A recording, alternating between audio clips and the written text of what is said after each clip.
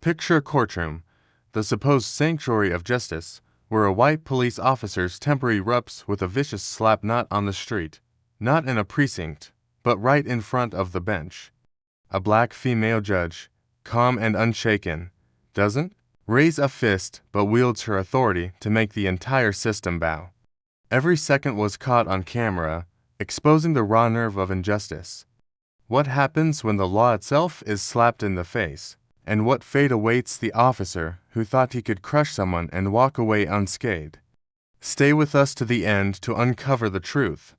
The courtroom hums with restless energy, papers shuffle, shoes scuff the gleaming floor, and the judge's bench creaks under the weight of the moment.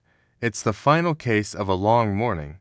A young black man stands in cuffs next to his public defender, his head dipped, eyes tracing the floor tiles as if they hold a way out. He's barely uttered a word since stepping inside. Officer Denning looms behind him, arms crossed, jaw tight, his gaze prowling the room like a predator. Then, the defendant shifts just a slight sway and Denning snaps. "Sit down," he barks. The man pauses, not defiant, just slow. That's enough for Denning. He lunges, seizing the man's collar and yanking him into the chair with a force that echoes through the room. A collective gasp ripples through the courtroom. The public defender fumbles for words. The judge, her eyes sharp, raises a single brow but holds her silence, a silence heavy as a storm cloud, charged and waiting. In the back row, a woman rises, unnoticed until her voice cuts through the tension like a blade. Which city of the United States are you watching from? Drop a comment and share with us if you've had any run-ins with the HOA. We'll narrate your story on our channel. Let go of him. This court does not require violence to maintain order. Her voice was level, low and unshaken. No badge on her chest, no robe, no visible authority, just a long dark coat, crisp collar, and a plain black notebook tucked under one arm. Officer Denning turned to face her, confused at first, then bristling. His steps echoed sharply as he approached. "Who the hell are you to speak in this courtroom?" His voice punched the silence. She didn't answer immediately. Instead, she slipped her hand slowly into her coat pocket, pulling out a folded document. He didn't wait to see it. His open palm cracked across her cheek before the paper even cleared the lining of her coat. It landed with full weight, flesh to flesh, hand to face, bone to bone. No warning, no hesitation. The sound was unmistakable, sharp, final. The room stopped breathing. A law clerk dropped their pen. The stenographer's fingers froze mid-stroke. For a half-second, there was only the high-pitched ring of impact hanging in the air. She staggered half a step, but didn't fall. Her notebook dropped to the floor with a soft thud, pages fanning out across the tile like shattered glass. Denning's hand remained suspended in the air as if he wasn't sure what he'd just done. Or maybe he was sure and didn't care. He stood over her, chest rising fast, face flushed, eyes darting around to gauge reaction. The judge on the bench had frozen, lips parted, eyes wide, but still no words. Nobody moved. Nobody intervened. The microphones picked up the ticking of the wall clock. The woman slowly straightened. She reached up, adjusted her coat collar where it had been tugged sideways from the blow, and bent down, not quickly, not rushed, to retrieve her notebook. She didn't glance at Denning. She didn't look at the judge. She faced the room, scanned it once, and then turned her eyes back to the officer standing inches away. But she didn't speak again. She didn't have to. Denning shifted on his feet, lips parting slightly as if preparing to justify himself, to claim authority, to declare her out of line, to bark something about protocol or disruption. But the weight of what he'd done was already pressing in from all sides. His fingers twitched. The red print of his hand glowed against her cheek like a confession no one could retract. In the back row, someone exhaled a shaky breath. Another clerk stood. A security guard at the door radioed in something low and urgent. The courtroom remained paralyzed. The woman turned and walked slowly directly to the edge of the judge's bench, her footsteps echoing in the stillness. Not a limp, not a tremble, just steps measured, controlled. The document she tried to reveal was still clenched in her hand, now slightly crumpled. She didn't unfold it. She simply laid it on the clerk's desk and walked back to where she had been seated. No one tried to stop her. No one asked questions. No one dared. The silence remained for a few moments longer. Then a quiet, urgent murmur began to spread through the gallery like smoke. No one knew her name. No one recognized her face, but everyone understood what they had just witnessed, a strike delivered not in chaos, but in a space that claimed to stand for order, a blow struck in a room meant for justice. And yet she did not scream. She did not retaliate. She absorbed the blow, absorbed the silence, absorbed the stunned inaction of an entire room sworn to uphold the law, and she kept standing. That was the first fracture. No one yet knew the scale of the crack forming beneath their feet. The silence had weight, and it hung in the room like dense fog, refusing to lift. The woman had returned to her seat without a word, but something had shifted. In the atmosphere, an invisible thread pulled taut, waiting to snap. Denning still stood at the center of it, his hand twitching slightly, face caught somewhere between confusion and dawning realization. His breath was shallow, like a man who had just struck lightning and now heard the thunder closing in. Then, it broke, not the silence, but the illusion. "Oh my God," a clerk gasped, voice cracking in disbelief. "That's Judge Monroe. That's Judge Althea Monroe." The name sliced through the air like a blade. Gasps followed. Eyes widened, heads turned toward the woman who moments ago had seemed like just another quiet observer in the gallery. But now the name gave shape to her silence, revealed the architecture of her stillness. She hadn't been calm. She had been calculating, not timid, deliberate. And Denning, who moments ago had stood puffed with unearned authority, now froze as if he'd stepped into a snare of his own making. The blood drained from his face. He blinked once, twice. The sharpness of her gaze, the stillness of her posture, the command in her voice, it all came rushing back at him now. Each detail reframing itself under a brutal new context. Alda Monroe, the federal oversight judge, the one appointed to investigate internal corruption in law enforcement agencies. The one who dismantled 3 city precincts in her first 18 months on the bench. The one who had never once needed to raise her voice to make an entire department tremble. He had slapped a woman, but not just any woman, he had slapped the law itself. She stood again slowly, unbothered by the storm she had just unleashed. With one hand, she reached to adjust her coat collar, tugging it into place with the precision of someone who refused to let anything stay out of order, not even fabric. Then she lifted her other hand to her mouth, dabbed at the edge of her lip with a single finger, examined it briefly, and spoke, not loud, but loud enough. "That slab," she said, voice smooth as cold metal, "was delivered to someone who can draft your termination letter in 1 sentence. The room cracked open, not with sound, not with reaction, but with pressure. No one moved. No one dared to breathe too loudly. Denning remained motionless, a man standing in the ruins of his certainty. The judge on the bench looked ready to shrink into his robe. The stenographer stared straight ahead, fingers poised, but unmoving, unwilling to interrupt the moment. Even the defendant, still seated, still cuffed, looked over, eyes wide with the kind of understanding that comes when justice stops being theoretical and walks into the room wearing street clothes. Denning opened his mouth. No sound came. His throat contracted. His hands trembled at his sides. His chest heaved, but his pride was a dam cracking under pressure. The woman's eyes locked on his, not with fury, not even with disdain, but with something far worse for a man like him, amusement. A controlled smirk danced at the corner of her lips, not full, not mocking, just enough to say, "You're exactly as small as I thought you were." She didn't need to say more. Power had already shifted, and it hadn't shifted because someone yelled louder. It had shifted because someone had stood still and let the weight of silence crush the man who mistook volume for strength. Denning finally stepped back, Not because someone ordered him to, because he had nowhere else to stand. Every inch of that courtroom now belonged to her. Every eye, every breath, every unseen line of authority, the very walls seemed to recognize her rank before most of the people did. Still, no one else spoke. No one asked for clarification. No one demanded credentials. The cameras rolled quietly from the corners. The microphones kept recording.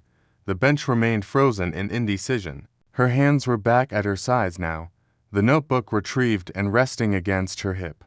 She didn't issue orders. She didn't demand apologies. She didn't threaten consequences. She just watched him. Her eyes, cool and surgical, scanned Denning one last time before she turned, not dramatically, not in defiance, but like someone concluding a transaction, and resumed her seat with the elegance of a final period at the end of a sharp sentence. No applause, no outcry, just the buzzing of fluorescent lights and the silent acknowledgement that something monumental had just happened. Denning, the officer who had raised his hand in a room where justice is supposed to speak, now stood exposed, not as an enforcer, but as a fool who mistook anonymity for invincibility. Judge Monroe hadn't shouted. She hadn't retaliated. She hadn't needed to. She'd simply waited for the truth to reveal itself. 1 second, one name, one sentence at a time. The silence inside the courtroom never made it to the outside world. Within hours, that silence was shattered, digitally dissected, loop-captioned, and cast into the furnace of the internet. A first-year law intern named Janelle had been assigned to courtroom observation as part of her credit hours.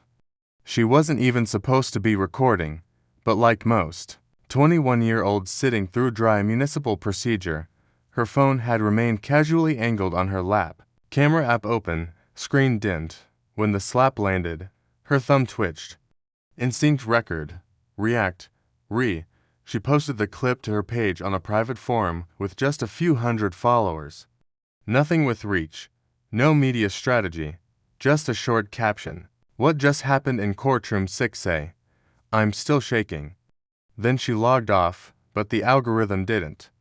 The footage bled outward like ink dropped into water. One retweet from a mid-level Reddit mod with 250,000 followers, a screen capture by a journalist on Twitter, then a YouTube reel with slow-motion red circles and freeze-frame text overlays. Within 2 hours, the video was everywhere. By hour 3, it was viral. The thumbnail struck like a match. Officer Denning, mid-manner, palm open, face twisted, the woman's head recoiling from the impact. The title in bold capital letters, Slaps Black Woman Doesn't Know She's Federal Judge. No context needed. No backstory required. It was the kind of headline that didn't need a second draft. By nightfall, Slap of Shame was trending in 32 cities. Purple Justice followed close behind after eagle-eyed users zoomed in on the deep violet lining of Monroe's coat. Aesthetic met outrage. Symbol met substance. Her silence was no longer just powerful, it was shareable. Users began coloring their profile pictures with a purple overlay. Protesters printed her still image on signs beneath bold captions. You hit a robe, not a woman. Others simply posted one sentence. She never raised her hand. You did. Denning didn't speak. His department did reluctantly.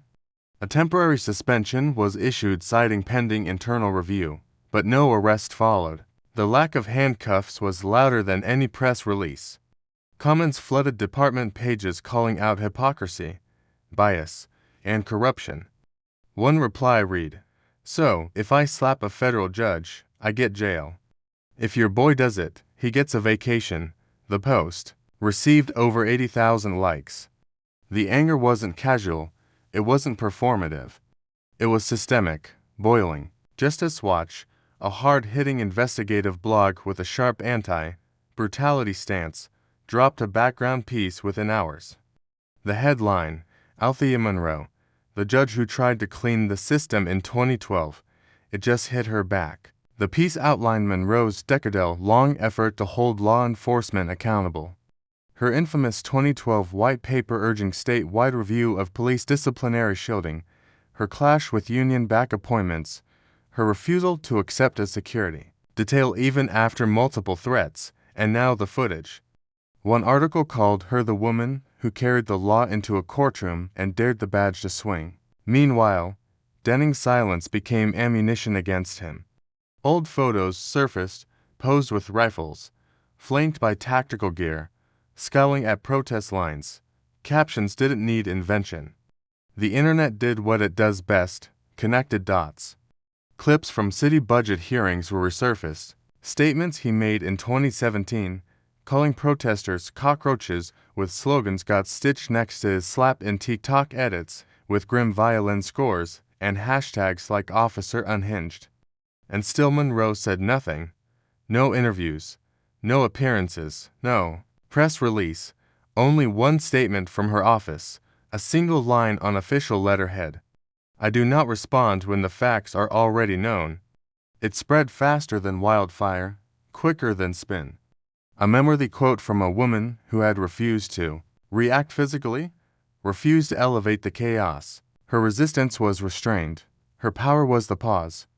And in a digital world where speed dominates, her stillness felt revolutionary. A revolution. The badge was burning. Not just Denning's, not just his department's. The system trembled. Commentators debated whether the video was an overreaction or finally the matchstick was finally needed. Legal analysts tried spinning due process. Political voices shrieked about weaponized media. None of it mattered. The people weren't listening to spin. They were watching the loop again and again and again. By dawn, the phrase "she didn't even flinch" trended higher than any politician's name. Her image, chin tilted, coat straight, gaze locked, was no longer just viral, it was iconography. Someone in Chicago painted a mural of that frame across a crumbling brick wall, purple, flooding the background like bruised sky. And Denning, he was left suspended in a purgatory of public disgrace and legal uncertainty. His name turned toxic, his supporters silent, his defenders scarce. His department issued a second statement calling for patience and respect for the process. But no one was waiting. No one was patient because the internet had already decided. The internet had crowned its symbol and its fury needed a villain. Denning, once just another badge with a short fuse, now bore the face of institutional violence in high definition and silence. His departments, the cities had started to scream. Something had to move. Someone had to speak. Denning chose himself. 3 days after the video detonated across every platform, Officer Garrett Denning appeared on Fox Local, seated stiffly under the sterile studio lights, suit a shade too dark, smile a shade too practiced. He didn't wait for the host to set the table. He leaned forward, voice strained with manufactured remorse, and said, "I thought she was causing a disruption. I reacted according to protocol. That was not about race or rank. It was about safety." His words dropped like pennies into a dry well. He spoke for 7 minutes, dodging direct questions, deflecting with vague procedural jargon, and ending with a plea for understanding.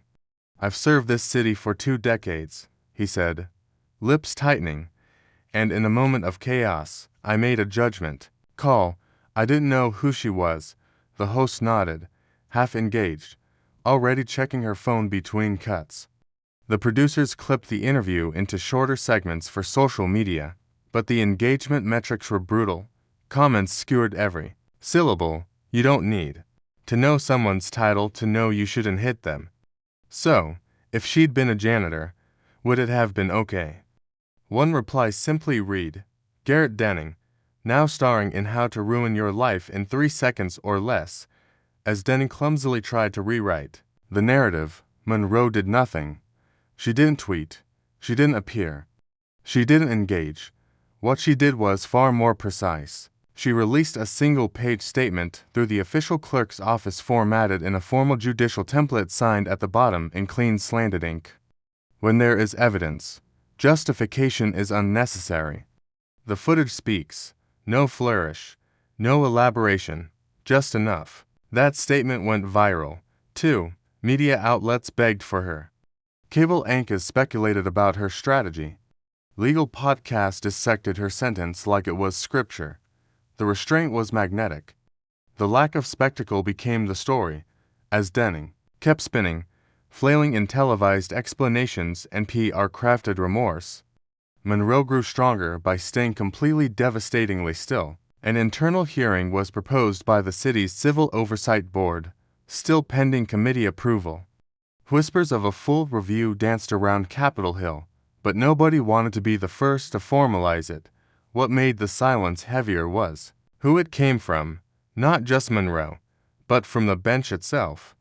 The chair of the State Judicial Council, an elderly man known for his neutrality and quiet contempt for media frenzies, broke his typical detachment and issued a rare direct statement. We stand with Judge Monroe. Violence has no place in the courtroom, especially not from those sworn to protect it. That single declaration shifted the tide. The justice system had drawn a line, and Denning found himself on the wrong side of it. Back on TV, his responses became thinner, more defensive, his tone sharpened. I'm not the villain here, he snapped. During a radio call-in, I'm being turned into a symbol for something I didn't create, but the more he insisted, the more irrelevant he sounded. The audience wasn't interested in nuance anymore. They had the image, they had the silence, they had the name. Monroe didn't lift a finger to fight him, and yet he was losing ground by the hour. Every attempt to defend himself only deepened the hole. Even local editorialists, once cautious around police criticism, began to shift. One wrote, "We expected a response, we got a justification. She gave us nothing and it was everything and it was everything." Reporters chased Monroe's car as it left the courthouse. Microphones reached for her from behind ropes of security. Still, she said nothing. She entered buildings like a shadow, exited like a verdict. She answered no questions, and the media, hungry, desperate, increasingly unhinged, fed on the silence with fever. One op-ed titled "The Power of Saying Nothing" went viral after its opening line. She never struck back. She didn't have to. We're doing it for her. Meanwhile, Denning tried humor. He laughed on air during a morning segment, muttering, "I guess I should have asked for ID first." The host didn't laugh back. The internet crucified the clip within minutes. It was shared next to freeze frames of the slap, captioned, "Still think this is funny." The contrast was total. One side yelled to survive. The other whispered to dominate. Denning chased the story. Monroe became it. And through it all, the footage kept looping, not because it needed amplification, but because people needed to remind themselves what silence looked like right before it turned into justice.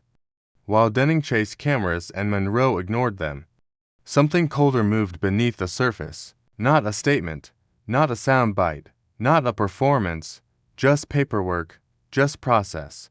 Just the quiet gears of consequence turning behind locked doors and polished silence. Judge Althea Monroe did not retaliate in public. She returned to the records. The whole way to the Judicial Archive room was unremarkable. Fluorescent lighting, linoleum floor, a locked steel door marked personnel disciplinary records disconfidential. She used her key. No one accompanied her. No assistants. No press. No security. Inside, the air was dry with the scent of cardboard, dust, and forgotten truths. She moved with surgical certainty through the shelves, files in gray, manila, and dark blue, shelved by year, labeled by surname. She didn't hesitate. Monroe pulled a thick binder labeled Denning G off the shelf. No digital index, just raw records, handwritten notes, stamped reviews, and physical signatures. She laid the file open on the cold metal table beneath a lone desk lamp and began reading. Complaint 1. Excessive force during a traffic stop. Victim with a broken wrist. Complaint 2. Verbal threat during domestic call. No recording available. Complaint 3. Unreported injury during prisoner transport. Complaint 4. Use of a baton on a teenager. Minor, unarmed, bruised face. Each complaint closed with the same phrase: disciplinary recommendation deferred. But it wasn't the complaints that mattered, it was the margins. Ink is different from the original signatures. Scrolled notes beside bolded headers, and 3 of them bore identical phrasing written in firm cursive. Westfield graduate. Internal support. No further action. Westfield, the elite academy, favored by legacy officers, where reputations outranked infractions. That phrase had been enough to bury 3 official recommendations for termination. Monroe flipped the pages slowly, each motion precise. Then she found what she came for, a name scribbled at the bottom of one deferred form, barely legible under the original processing. Chief M. Rennick, current chief of police. The same man who had issued Denning suspension days earlier. The same man who had called for patience in the face of public fury. She didn't react, no raised brow, no whisper. She simply pulled a blank folder from her case, labeled it in black ink, Denning instinct or training. Inside, she placed the key documents, copied, sealed, and indexed, on the front neath the label. She added one line: pattern of protection, not failure. Intent. That evening, while news anchors spun theories, and Denning's face was plastered over hashtags, Monroe submitted the file to the Office of the State Inspector General. No press release, no leak, just a direct delivery certified courier chain of custody. Intact, attached was a formal request printed in block lettering across the top. Request for statewide review of cases involving use of force, Vive. At the bottom, she signed her name. The ink was black, the pressure is deep. The cover letter was 10 words long. Silence hides patterns. Justice requires that we uncover them. All, no fanfare, no declaration of war, just an open door behind which every concealed incident, every deferred reprimand, every whispered exoneration would now be pulled into daylight. It wasn't revenge, it was alignment. The past had been leaning crooked. Monroe was pulling it straight. The Inspector General's office time stamped the file at 4:46 p.m. A notice was sent to the Attorney General's desk at 5:12. By 6:30, the department's Internal Affairs Division was alerted that oversight access had been granted. They didn't know what they were about to face. Monroe did. She had waited 10 years to reopen those records. She hadn't forgotten them. She had simply remembered in silence. The ink on the file Monroe submitted hadn't even dried before the system, in its clumsy attempt to shield itself, twisted into irony, as if to distract the storm. The chief of police made a move no strategist would have dared propose out loud. Denning would be reassigned. Not benched, not transferred, but posted inside the courthouse, a temporary judicial security officer. It was packaged as procedural, sold as neutral, billed as a routine assignment. But beneath the press-ready wording, it was something else entirely. It was a spectacle disguised as protocol. It was a man sent to guard the seat of power he had struck, knowing full well that seat was now occupied by the woman he had failed to silence. He arrived 2 mornings later, uniform pressed too hard, shoulders too stiff, the sidearm at his hip, an accessory of habit more than function. He walked through the security checkpoint flanked by silence. Colleagues didn't greet him, clerks didn't nod, the bailiff didn't make eye contact.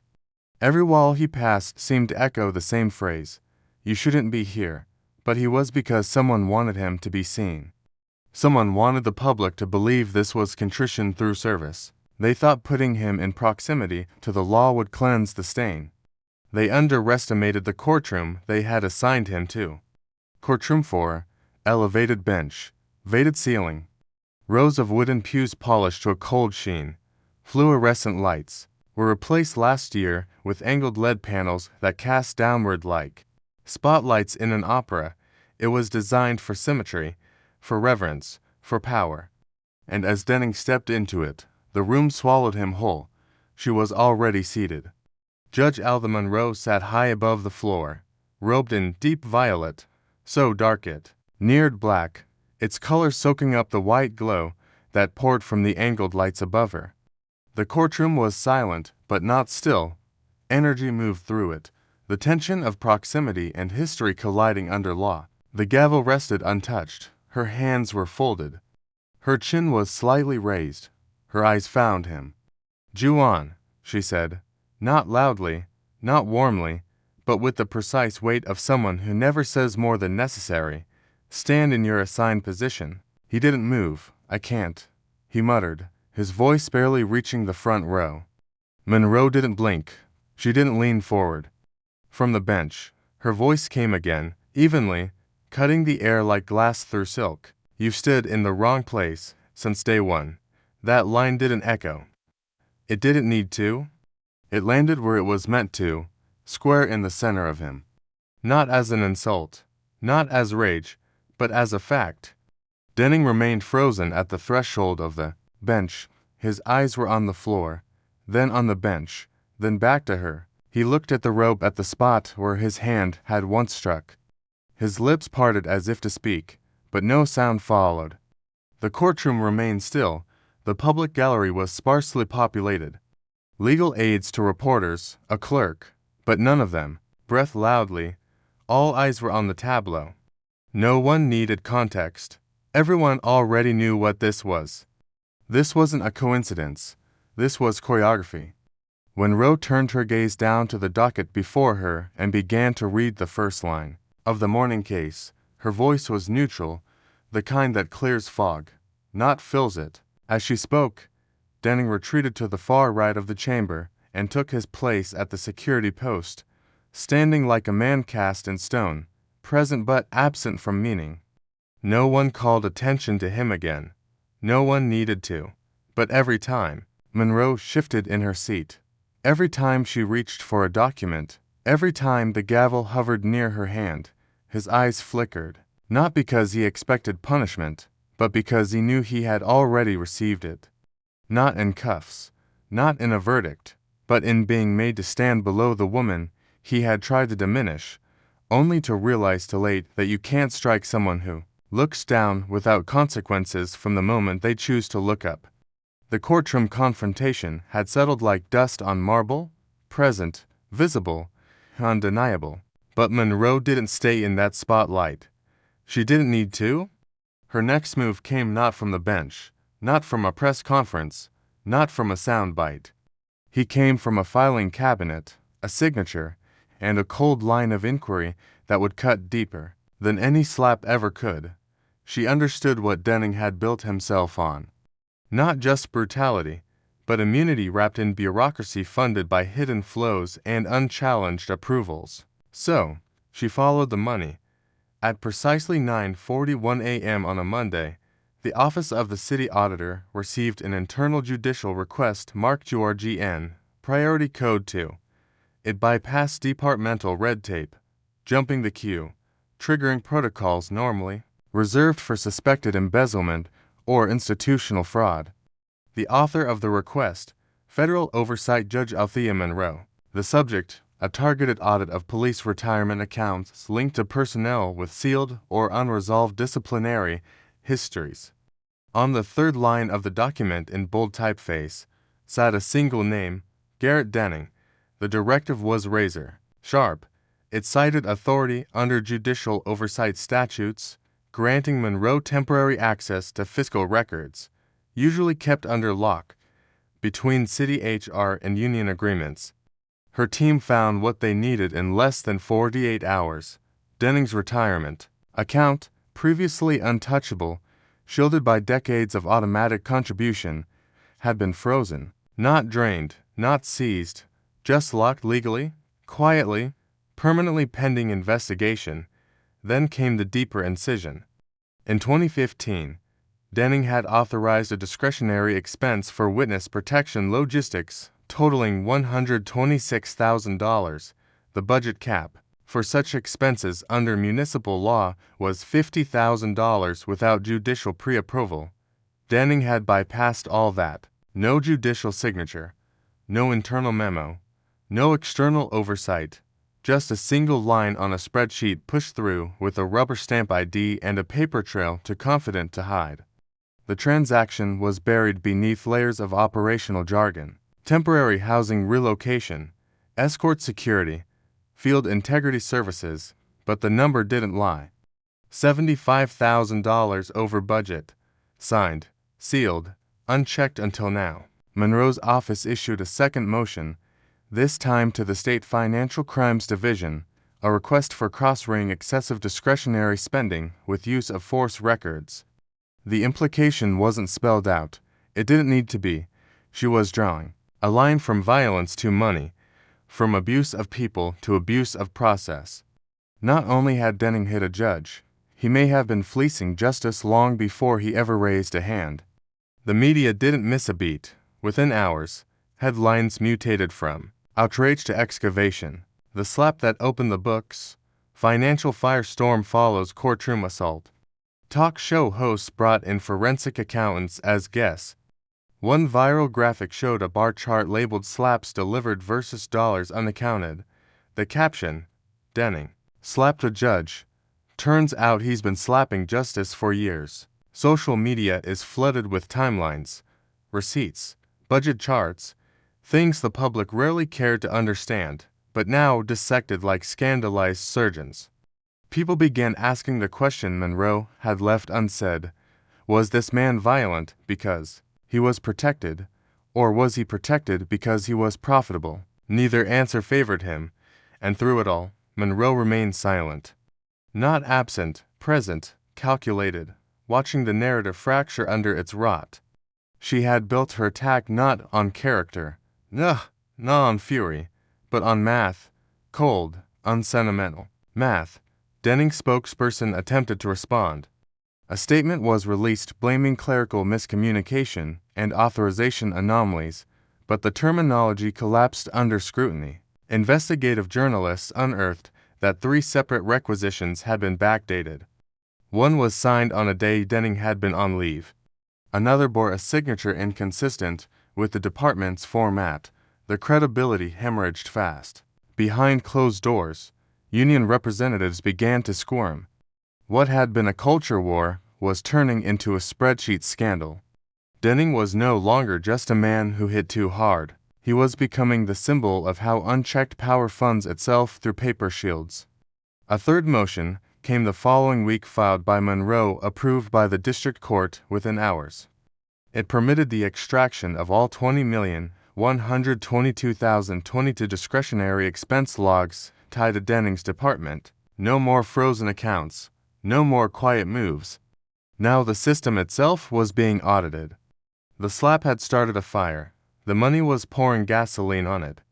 The numbers had landed harder than fists ever could, while Monroe carved through layers of paperwork and turned signatures into weapons. Denning was left gasping in a house of mirrors. Every surface a reflection of his undoing.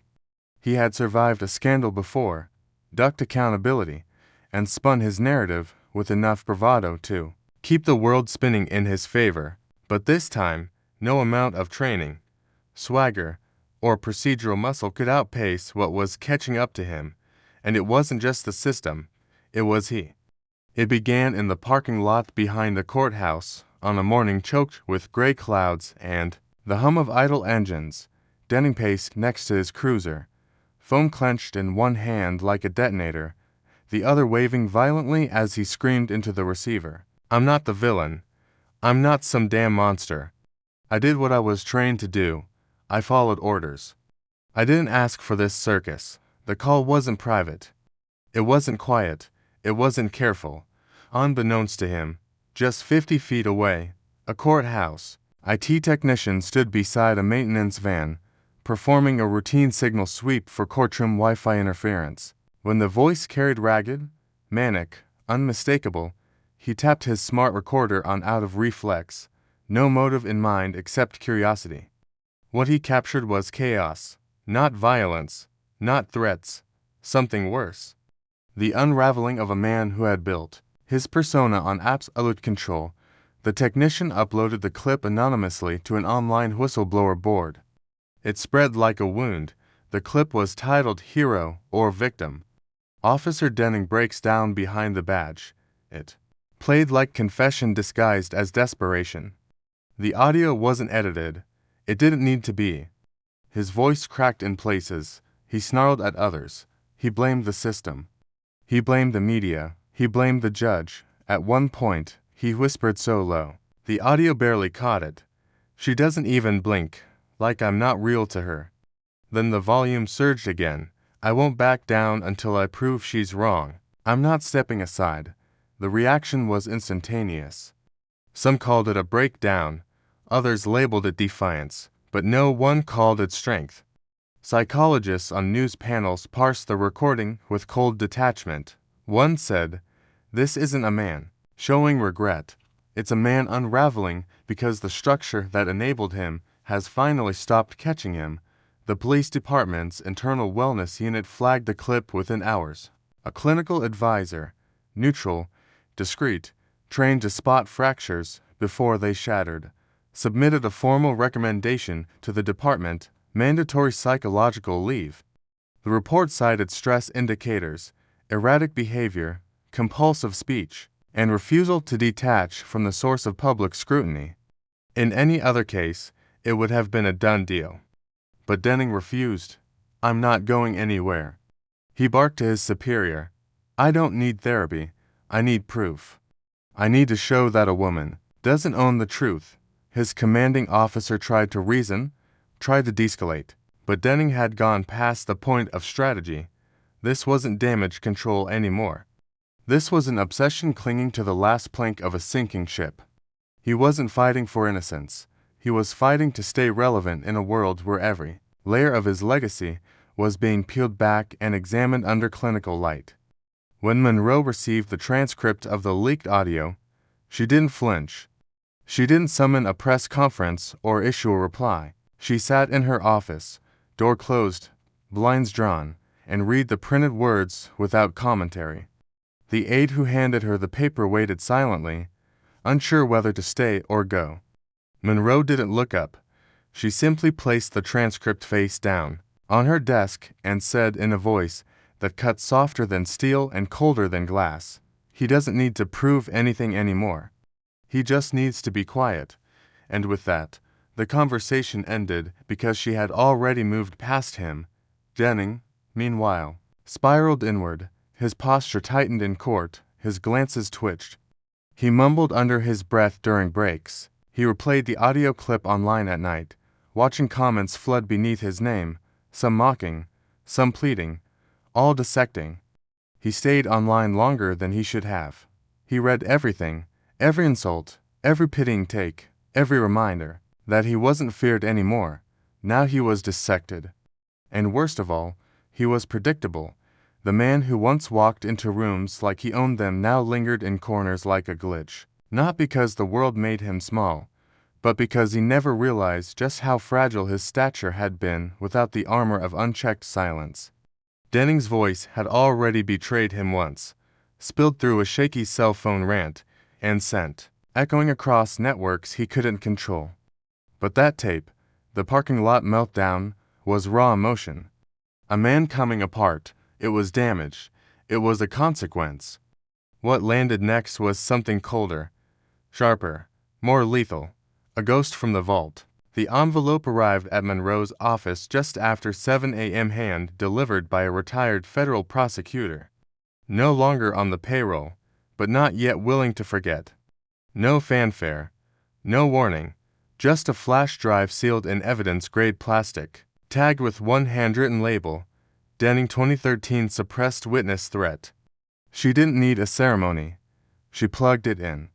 The audio was grainy, compressed, digitized from an analog source nearly a decade old, but the words were unmistakable, surgically clear in their menace. The voice, unhurried, cold, steady, delivered a line that curdled the room temperature. "If you open your mouth, I guarantee you won't see the next week." No shouting, no stumble, just intent crystallized in a threat. Monroe paused, rewound, played it again. The digital forensics team ran the file through 2 layers of voice authentication software. It pinged with 96% confidence. Match confirmed. There was no legal defense for tone, cadence, or breath pattern. There was no, "I was missed," No ambiguity. The voice was Denning's. The year was 2013. The victim, a teenage witness in a pending use of force case that never made it to trial. The context didn't matter anymore. The voice did. Monroe didn't contact the media. She didn't call the courthouse. She uploaded the file into a sealed report and sent it directly to the Federal Ethics Review Committee with a formal letter marked immediate review. Verified evidence of threat against civilian witness by law enforcement officer active duty at time of incident. The audio was 43 seconds long. It would be the longest 43 seconds of Denning's career. Within 24 hours, the committee convened, not closed doors, not private memos. This one would be public. A hearing was scheduled. Cameras would be allowed. Monroe would preside not as a commentator, not as a plaintiff, but as the chair overseeing the process. For the first time since the slap, she would speak not in fragments or statements, but from the bench with authority, with mandate, with procedure. Denning was notified by official summons. His legal team scrambled, demanded a review of the evidence. They didn't deny the voice, they tried to delay. Out of context, they said, old history, they claimed, unreliable chain of custody, they pleaded.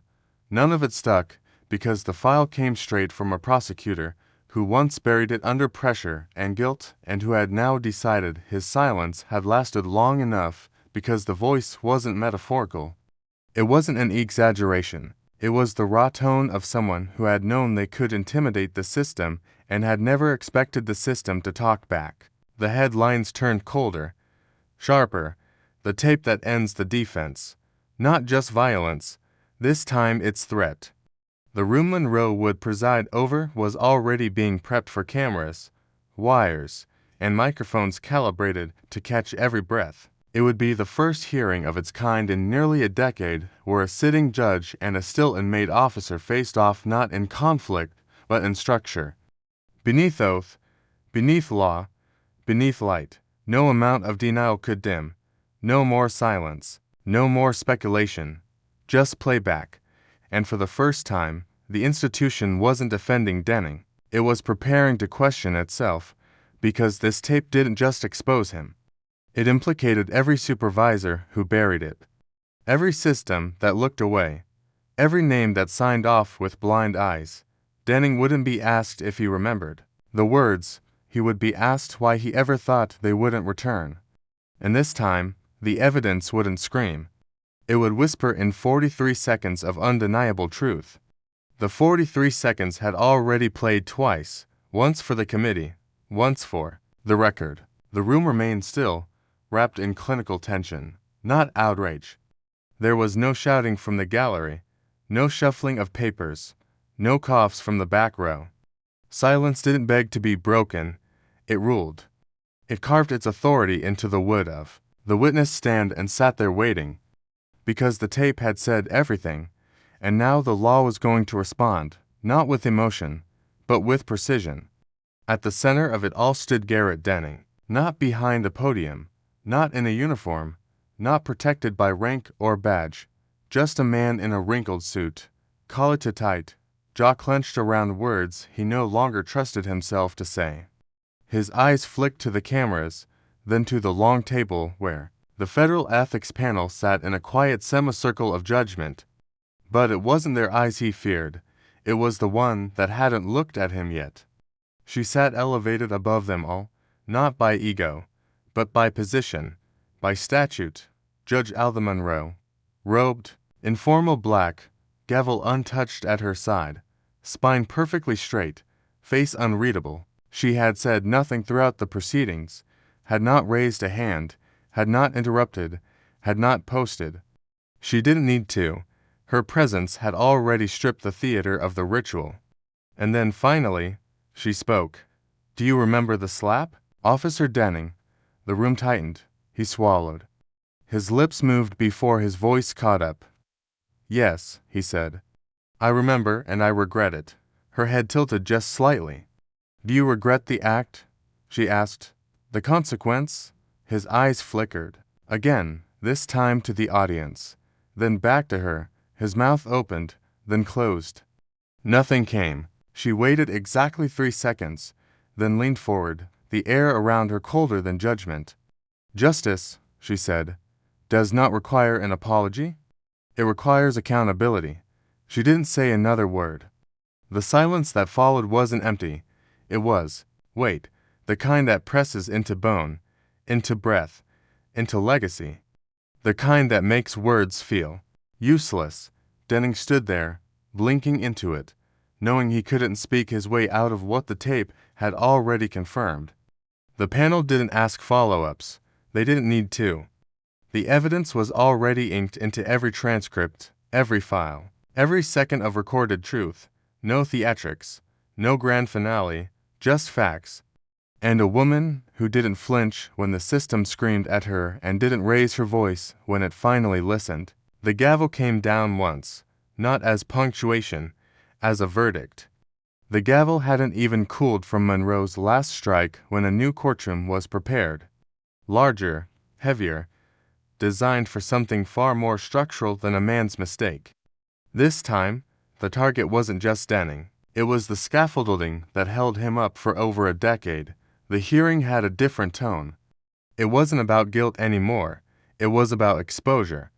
A special session was convened under the authority of the State Ethics Commission and the Federal Department of Judicial Oversight.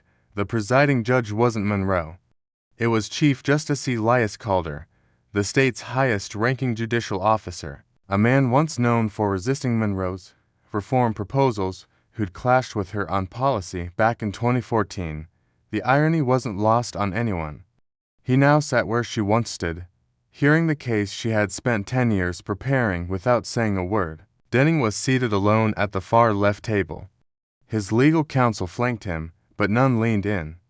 The defense looked weary, ready for damage control, not victory. Across the aisle, a different kind of witness list was being assembled. Not civilians, not victims. Internal reviewers, retired clerks, to former IA officers, and Monroe. She didn't testify, she presented. When she stood, the courtroom didn't rise, but it didn't need to. Her presence was no longer ceremonial, it was seismic. Without theatrical cadence or inflated language, she laid out a decade's worth of records, cross-referenced, time-stamped, authenticated, case after case where Denning's use of force reports conflicted with physical injuries, statements from victims that vanished from official transcripts, recommendations for suspension marked held pending further review, but never revisited. And then came the signatures. She projected scanned documents onto a screen behind her. One slide showed a 2012 disciplinary form with the notation recommend termination pattern of conduct. Beside it, a note scribbled in pen. To valuable, Westfield, hands off, the name below the scroll. Then Deputy Chief Rennick, now the sitting chief. Then came the letter, a crumpled envelope from the public archive dated 2015, anonymous, written by a school counselor. The body of the message alleged that Officer Denning had struck a high school junior in the face during an unauthorized intervention on school property. The boy suffered a fractured nose, to loose teeth and a concussion. No arrest, no report, no investigation, just silence. Monroe placed a single photo on the screen. A scanned copy of the original medical form from the emergency room, noting, suspicious blunt trauma inconsistent with an accidental fall, time-stamped, signed, filed, never subpoenaed. The room shifted, even Cald leaned forward. Then she read the name of the official who had closed the file without action. Assistant District Attorney Lionel Vance. He sat in the courtroom gallery, arms crossed, jaw locked as his signature flashed across the monitor. The camera caught him blinking once, twice, but nothing else moved. He didn't object. He didn't look away. Monroe didn't smile. She didn't gloat. She simply stated, "Justice is not just what we punish. It is what we permit." That line landed with the force of a confession, and the prosecution stood to speak. They did so not with passion, but with precision. "What we are dealing with," the lead attorney said, "is not a rogue officer. We are dealing with an ecosystem that decided some men were too protected to fail. The slap in the courtroom may have been public, but the pattern it belongs to has been private for far too long. Denning didn't speak. He didn't move. His hands were clasped in front of him, knuckles white, lips drawn thin like paper stretched over heat. He had come to this room hoping to prove something, to find a crack in Monroe's silence, to trap her in contradiction, but there was nothing to pierce. She had brought facts, and facts didn't bleed. Panel convened in closed session by late afternoon. The decision wasn't final, but it didn't need to be. The evidence was no longer about him alone. It implicated prosecutors, supervisors, and a departmental code of omission. For the first time, Monroe wasn't just the target of violence. She was the architect of reckoning. And as she gathered her files and walked out, back straight, robe trailing slightly behind, she passed by Calder's bench. Their eyes met briefly. His nod was almost imperceptible, but it was there. Not approved, not an apology. Recognition? Because this wasn't the trial Monroe had waited to win. It was the one she had waited to make. Inevitable. There was no jury in this chamber, just a panel of federal and state overseers, 3 senior ethics investigators, and 1 chief justice who had once believed the system could manage itself. But that illusion was dissolving, not with noise or protest, but with paper. Rows of it documented, indexed, and aligned into a story that left no one clean. The crossfire didn't come from Monroe.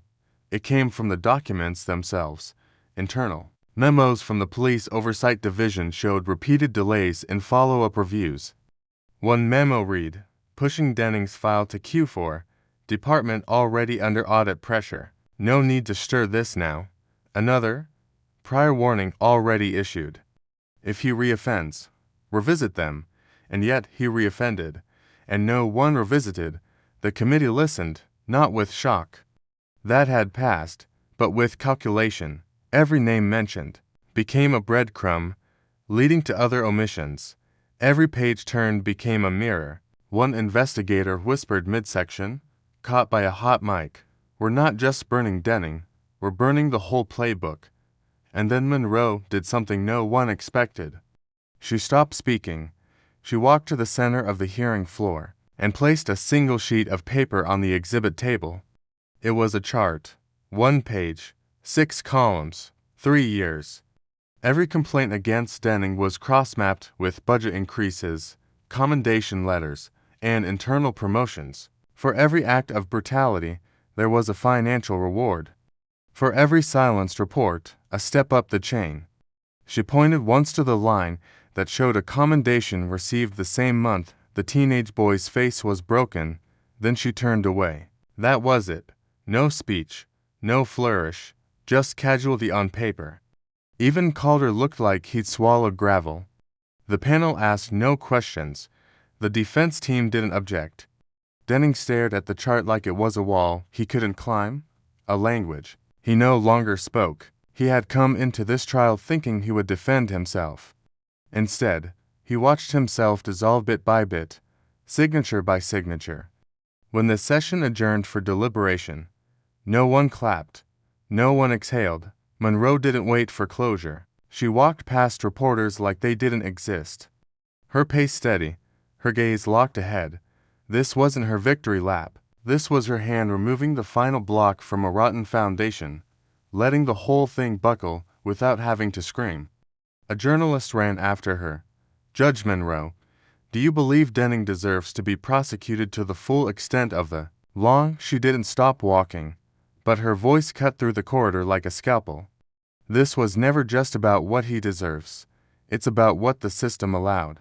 That quote, 20 words long, made the front page of every major outlet by morning. But in court records, it would be filed under a different heading, 'cause institutional negligence. Subject Garrett Denning. Origin, a decade of silence. And at the bottom of that report in the space marked presiding contributor would be the name Alva Monroe. No longer a target, no longer just a judge. Now the architect of a trial that had finally stopped being about one man and started being about every door that let him in. The weight of Monroe's words still hung in the room, pressing down like a verdict unspoken. As Denning remained standing, his hands trembling slightly, though clenched into fists at his sides, he was not prepared for this.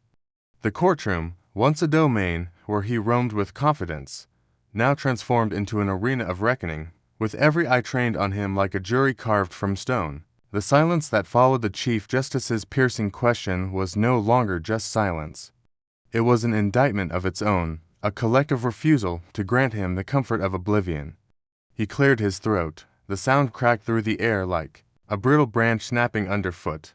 "I didn't know," he repeated, weaker now, the excuse beginning to wither under the weight of its cowardice. "I didn't recognize her. I thought she was interfering." His voice, once loud and assertive in the field, was now stripped bare of authority, threadbare and sour. But still he pressed on, clinging to the only shield he had left, ignorance. Judge Monroe didn't move. She didn't have to. Her presence alone was a rebuttal more eloquent than any monologue. "So a woman tells you to stop choking a man in court, and your first response is violence?" she asked. Not with rage, but with clarity, the kind that cuts cleaner than anger ever could. "What part of your training taught you that?" Denning looked at her as if wishing she would flinch, would crack, would show even a flicker of emotional weakness he could latch onto, but she didn't. She was marble, wrapped in violet, her judicial robe. Not just a garment, but a mantle that no blow, physical or verbal, could penetrate. "I reacted instinctively," he said, trying to sound resolute, but failing. The tremor in his throat betraying him. It was a tense situation. "I had to make a decision," the Chief Justice echoed, tilting his head slightly. "To strike a woman in a courtroom you were sworn to protect." Denning's jaw tightened. "I was trying to maintain control." Monroe leaned slightly forward, her eyes narrowing, then explained why the only person out of control that day was you. He opened his mouth, but nothing came out. The moment stretched. Time didn't stop. It judged, and Denning, for once, had nothing to say. The gallery didn't stir. No one whispered. No phones flickered. Even the air felt still, as if afraid to move, to interfere with what had now become a slow, irreversible collapse. Then, like a drowning man lashing out in his final moments, Denning struck again, not with fists, but with words, barbed and bitter. "Everyone wants to act like they know what it's like out there, what we face every day. You sit behind that bench away from the streets, the crime, the blood, and you judge. You all judge." Monroe didn't blink. "We do. It's our job, but the blood is often on your hands." That line hit him harder than any gavel could. His face flushed a dangerous shade of red.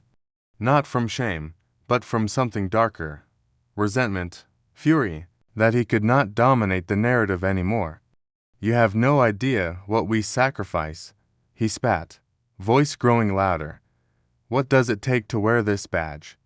"Then maybe the badge was never meant for you," Monroe replied calmly. It wasn't a line meant to humiliate. It was a eulogy for a version of him that had died long before this trial. The Chief Justice raised a hand, signaling for calm.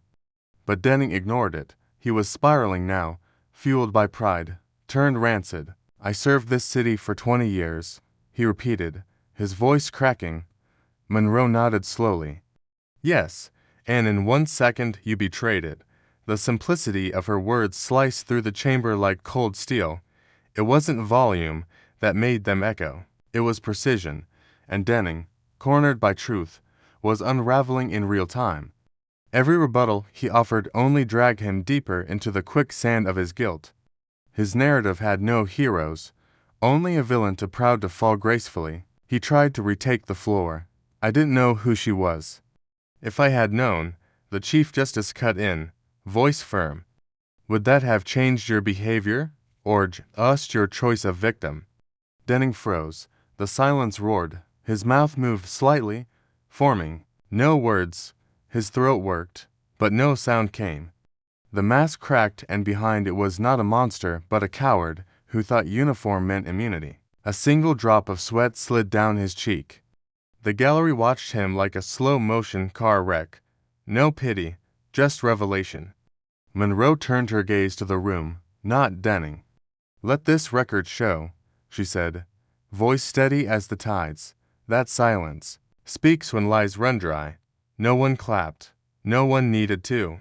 The gavel hadn't fallen, but the judgment was written across the air itself. Denning slumped slightly. The fight in him was not gone. It was exposed, and what was left was nothing anyone feared. He sat down slowly, each movement stiff, mechanical, like a puppet, no longer believing in the hands that held its strings. And still no one spoke, because the truth, once unleashed, demands no echo. The silence that had swallowed the courtroom after Denning's collapse did not last long. It was not mercy that filled the space. It was anticipation sharpened by the unsparing cadence of justice that had been echoing since the first gavel fell. Judge Monroe did not speak again that day. She didn't need to.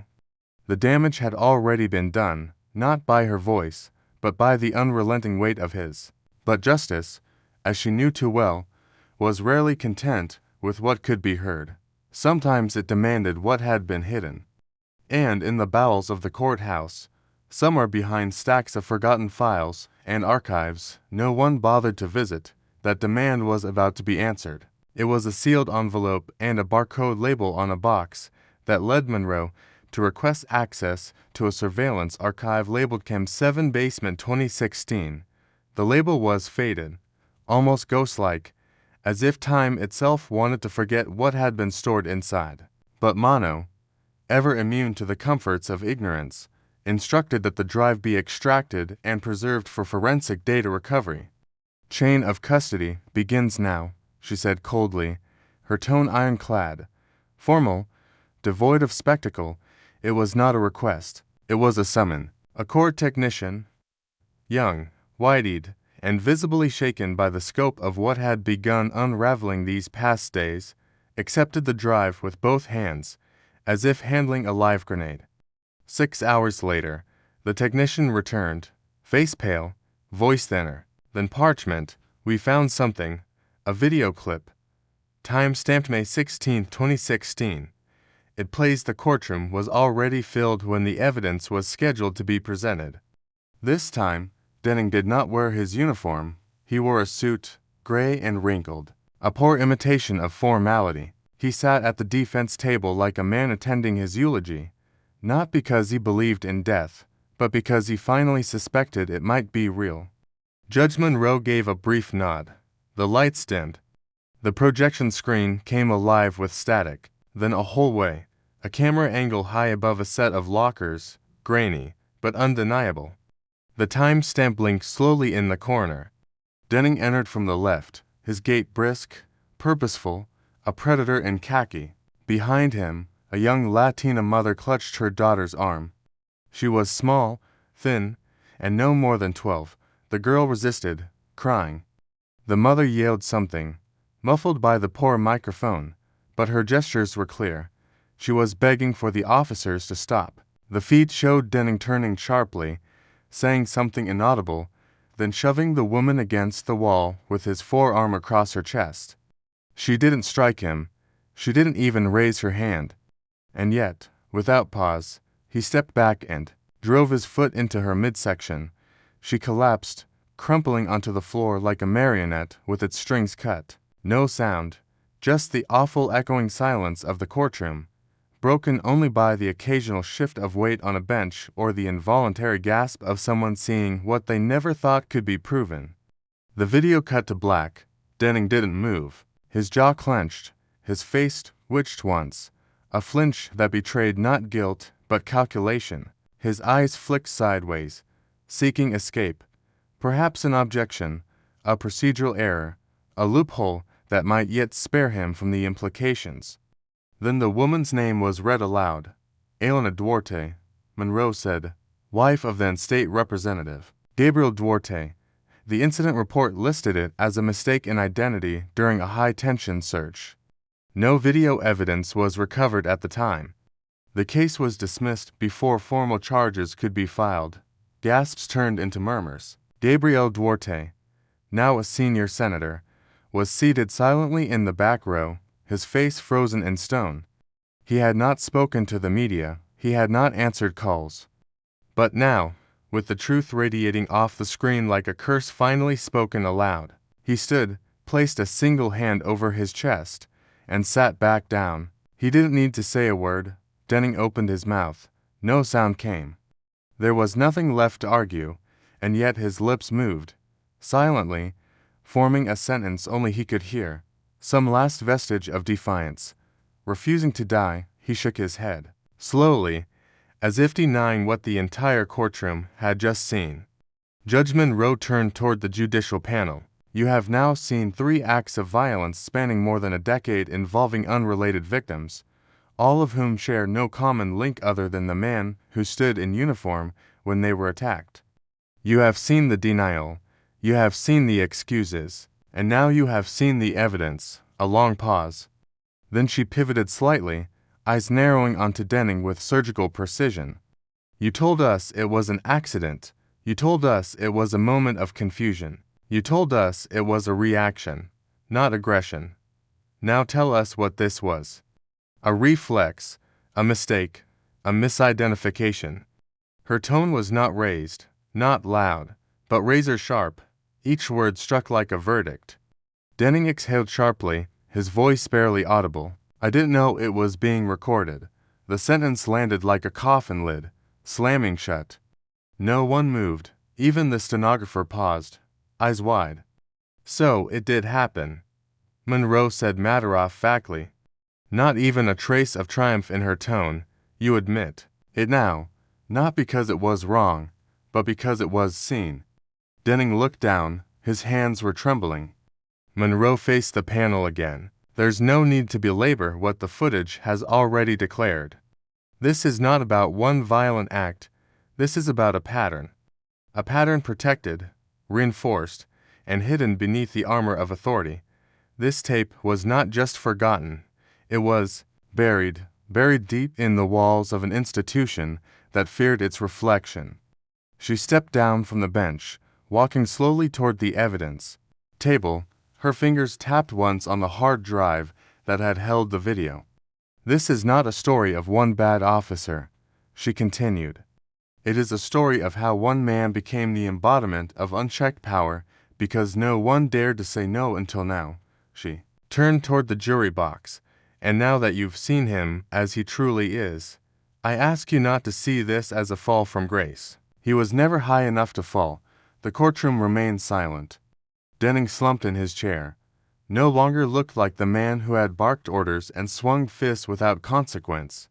He looked hollow, like a man watching his reflection dissolve, and not recognizing what was left behind.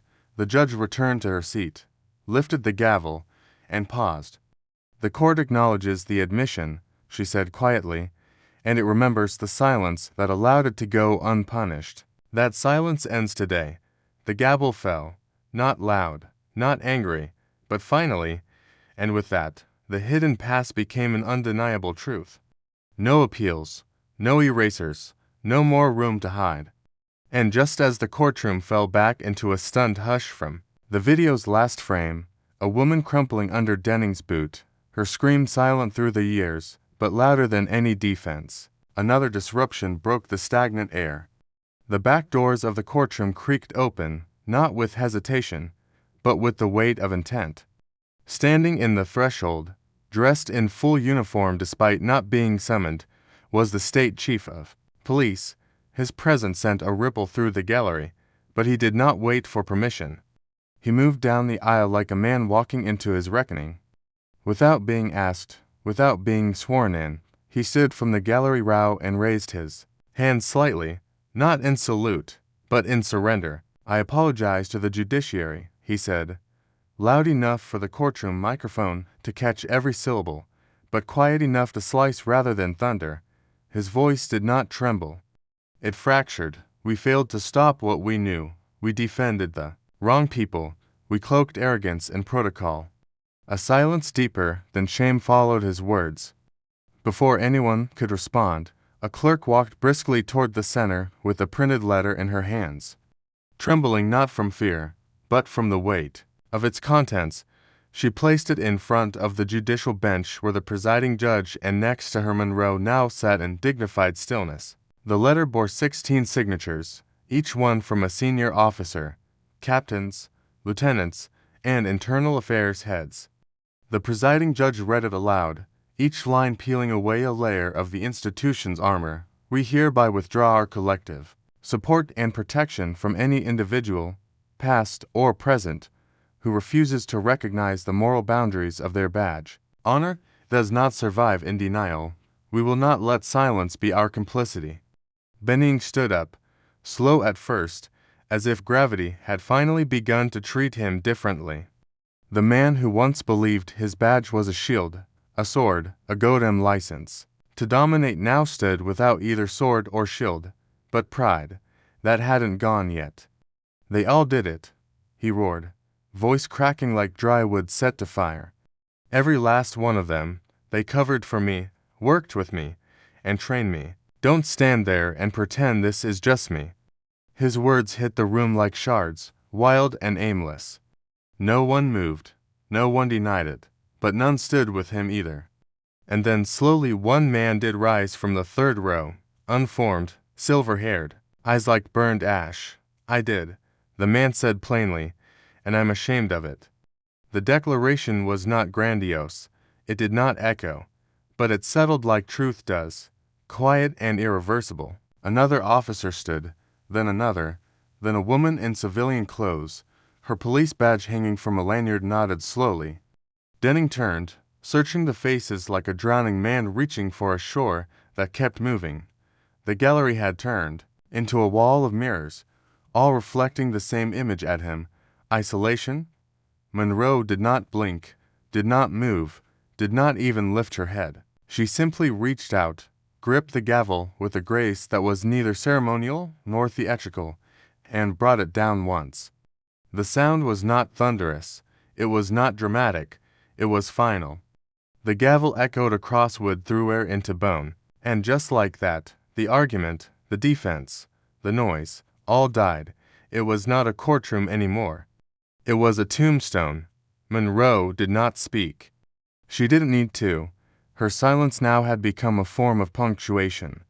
Every breath a sentence, every pause a verdict. Denning, now breathing like a man on the edge of panic, looked to the presiding judge, to Monroe, to the gallery, and finally to the cameras, blinking as if they had betrayed him, too.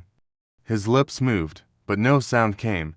For the first time, perhaps, in his entire life, there were no words left to armor him. One journalist tweeted seconds later, "Justice didn't shout.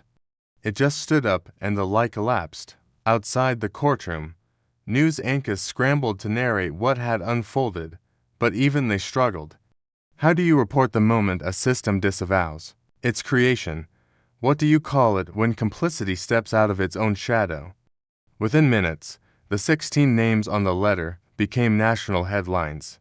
Interviews were requested, most declined, a few only said, "We should have spoken sooner." Denning was escorted out, not in chains yet, but in silence. The officers who walked beside him didn't offer glances or grip his arms too tightly. They simply walked as if carrying the weight of a man who had hollowed himself out. Monroe stood, last, watching the room slowly empty. Her presence didn't demand the stage, it commanded memory. The only movement she made was the smoothing of her sleeve, as if to say, "No stain on this robe." A whisper passed through the press seats. That gavel was the funeral bell. In the hallway, a child watched the live stream from a cracked iPad. She turned to her father and asked, "Why did the man yell if he knew he was wrong?" The father didn't answer. Some questions, like the silence of justice, answer themselves. And in the tucked-away office of an unnamed precinct, a pair of hands reached into a drawer, pulled out a dusty file marked Internal Disciplinary Closed, and placed it on the desk. The label was scratched out, a new one written above it, reopened. The crack had become a fracture, and fractures once split wide enough don't go backward, they become doorways. Monroe walked out without a single quote, a single comment. But the courtroom walls would remember her, not just for what she did, but for what she refused to become. The echo of the gavel still hung in the air like the tail end of a thunderclap that had cracked open a fault line across the conscience of a nation. Monroe hadn't uttered a word, yet the silence she left behind rang louder than any verdict. The courtroom was dismissed, but outside the trial continued, not within the marble walls of justice, but across television screens, phone feeds, and whispered exchanges in grocery store aisles. Society had taken the bench, and its sentence came swift, loud, and irrevocable. Every major outlet opened its broadcasts with the same brutal headline, delivered with the cadence of poetic retribution: "The cop who hit the law, now hit by it." It spread like wildfire, turning from a story into a reckoning. Talk show panels didn't debate guilt or motive anymore. They dissected humiliation. Newspapers printed side-by-side images, one of Denning's rigid stance during a past medal ceremony and the other of his ashen face as 16 officers denounced him. The contrast was surgical.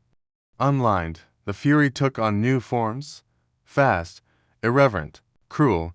A stylized animation of the infamous courtroom slap went viral within hours. Rendered with exaggerated features and slow-motion dramatics, it was set to a distorted loop of gasps and gavel sounds. Edited like a trailer to a twisted superhero fall from grace saga, the caption read, "Justice has hands and memory." Over 200 million views later, it was no longer just a video, it was culture. TikTok challenges emerged where users reenacted the moment with ironic voiceovers. "Sir, do you know who you just slapped?" Followed by a panicked reaction. Memes flourished. The purple hue of Monroe's robe became a color code online, defiance without shouting. Satirical merchandise flooded Etsy and Redbubble. Mugs that read, "Don't slap a judge." T-shirts bearing Denning's mugshot stylized like pop art. He had become the punchline to his brutality. The academy that once prided itself on producing men of honor quietly removed his name from the Hall of Valor. The gold-plated placard with "R. Denning, Class of 2002, highest combination for field integrity," was unscrewed and replaced by a blank space.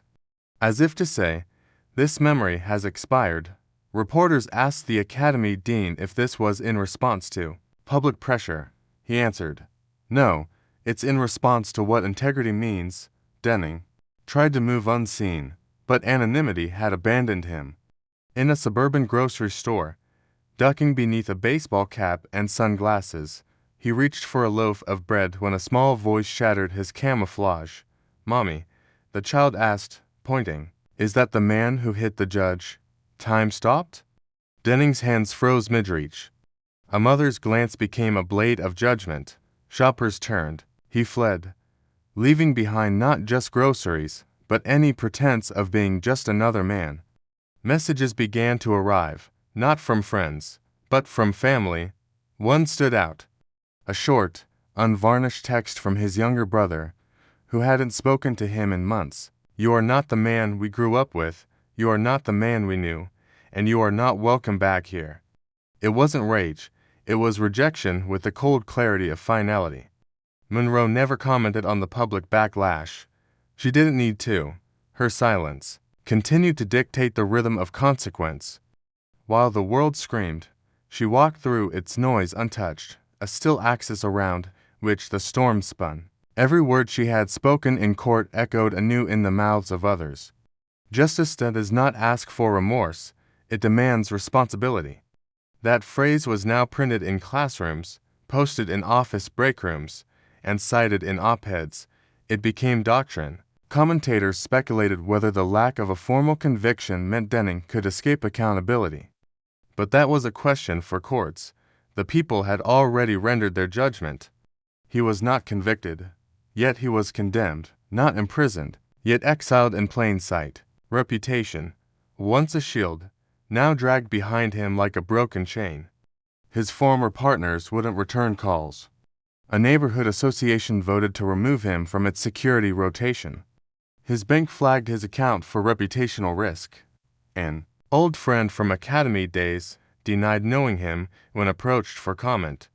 No courtroom could engineer this, the systematic corrosion of a man's social existence. In interviews, Monroe's face was often shown split screen next to Denning's, the media hungering for contrast.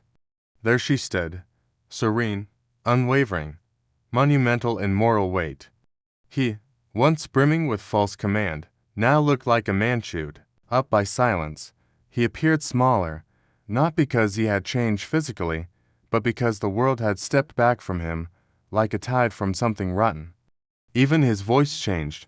At a hastily arranged online video call meant to clear the record, Denning stammered through scripted apologies, but no one watched it live. The comments section was a wasteland of sarcasm, to little, to slap. Didn't know right from wrong? Slapstick justice? He logged off after 6 minutes. The impact wasn't merely personal. His disgrace became instruction. In law schools, criminal justice programs began using the Denning case as a cautionary module under ethical misconduct. A Stanford professor declared it a modern parable about unchecked power and the resilience of principled restraint. It wasn't the force of the slap that broke him. It was the slow, deliberate weight of truth wielded with poise. At night, Denning stopped leaving his apartment. Reports emerged of delivery drivers recognizing him and snapping pictures, posting them with biting captions from cuffs to crumbs. Local newspapers stopped referring to him as Officer or even Mr. Just Denning, a noun stripped of title, and all this unfolded before a single court had rendered a final verdict. The court of public memory had no process for appeal, no form for pardon. It wasn't bound by precedent, nor softened by context.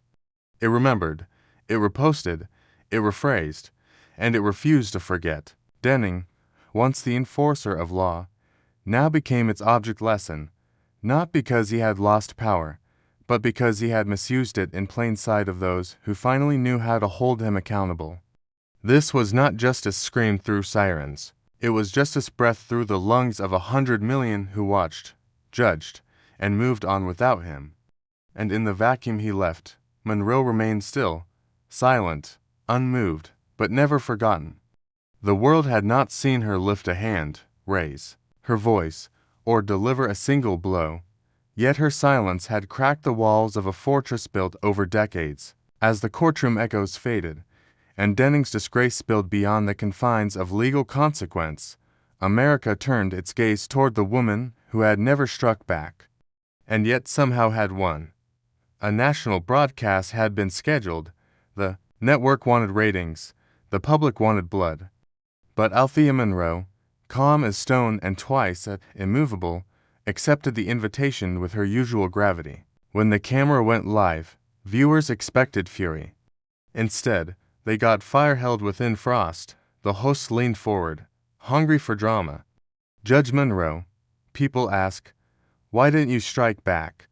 He blinked once, then answered without a hint of performative indignation, because I am not required to reflect violence to prove I am harmed. I am only required to reflect the truth. The host pressed further, trying to bait something raw. But didn't you ever even for a second want to slap him back? Monroe tilted her head. A small, almost imperceptible smile flickered across her lips. No, I don't wade into the mud just to teach a pig how to swim. Social media exploded. Memes were made, hashtags trended, and within hours, her image standing tall in the dark shadow of the courtroom, backlit by the muted solemnity of justice, appeared across shirts, banners, murals. Her eyes never pleaded, her shoulders never slump. The caption below every reproduction was simple: silence is not surrender. Her refusal to react like a common opponent turned her into an uncommon force. Commentators argued over strategy. Psychologists analyzed restraint. But none could replicate the emotional gravity she wielded by doing so little so well. Because doing nothing in her hands was not an action, it was an indictment. Universities began to study her composure as a case of rhetorical power. Law students quoted her in dissertations.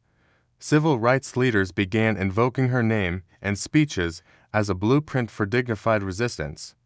But Monroe herself remained removed from the noise. In a quiet move that again shocked no one but disappointed many, she refused a lucrative book deal. She declined interviews from major magazines.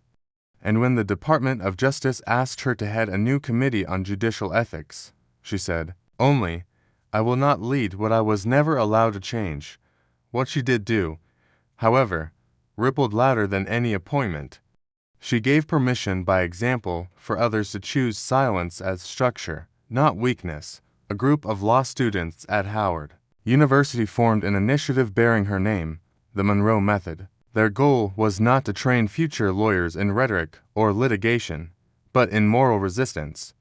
How to stand without shouting. How to dismantle without detonating. How to look an empire in the eye and say nothing, because the weight of who you are is already speaking. A photograph taken candidly the day before Denning's final verdict captured Monroe walking alone through a courthouse hallway. Her figure, haloed by the reflection of marble floors and washed in golden dusk light, became the cover of an entire movement. Underneath it, read, "Some storms are quiet." Meanwhile, her detractors scrambled. Denning's remaining sympathizers, mostly anonymous online figures or fringe excogues, attempted to paint her as manipulative, as cold, as unfailing. But every accusation wilted under the public's memory of what they had witnessed. A slap delivered without cause, and a woman who never asked for vengeance, only justice. She had redefined consequence. She had made dignity louder than defiance.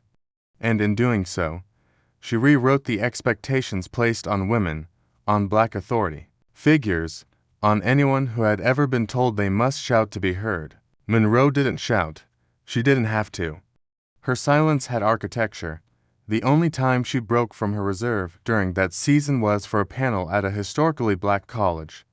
Invited to speak not as a judge, but as a symbol, a student asked her, "What do we do when the system ignores us?" Monroe responded slowly, her voice low, deliberate, unwavering, "You don't shout into a void. You don't beg the deaf, you build your sound. And sometimes silence is the loudest structure you can stand on." Her words became more than advice. They became scripture in an era searching for new codes of protest. While cities marched and leaders argued, Monroe sat still and was worshipped like a quiet flame, constant, unshaken, never diminished. And Denning, somewhere, behind bars and beneath a pile of lawsuits, could do nothing but watch. He had swung with violence and struck air. She had stood still and hit the soul of a nation. Because power that doesn't beg to be seen is the most dangerous kind of all. The tumult of public outrage and courtroom drama culminated in a moment that felt less like a denim and more like a reckoning. The Federal Ethics Committee, an austere body of jurists, investigators, and moral overseers, presented its long-eyed report in a packed hearing room. Its gravity was apparent even before the thick stack of 83 pages was placed before Judge Monroe. He sat motionless, her presence both anchor and authority, as the lead investigator cleared his throat and began to summarize. Finally, the narrative that unfolded was neither sensational nor theatrical. It was cold and methodical, a chronology of decades in service twisted into a ledger of moral debt. Each charge read like an indictment of a betrayal too prolonged to overlook. The report meticulously catalogued excessive use of force, suppression of investigative records, intimidation of civilians, and willful concealment of internal complaints, names, dates, places, victims, every detail indexed, every fragment supported. Monroe's finger hovered above her notes, reflecting a composure that transformed scrutiny into inevitability. Then came the ninth provision.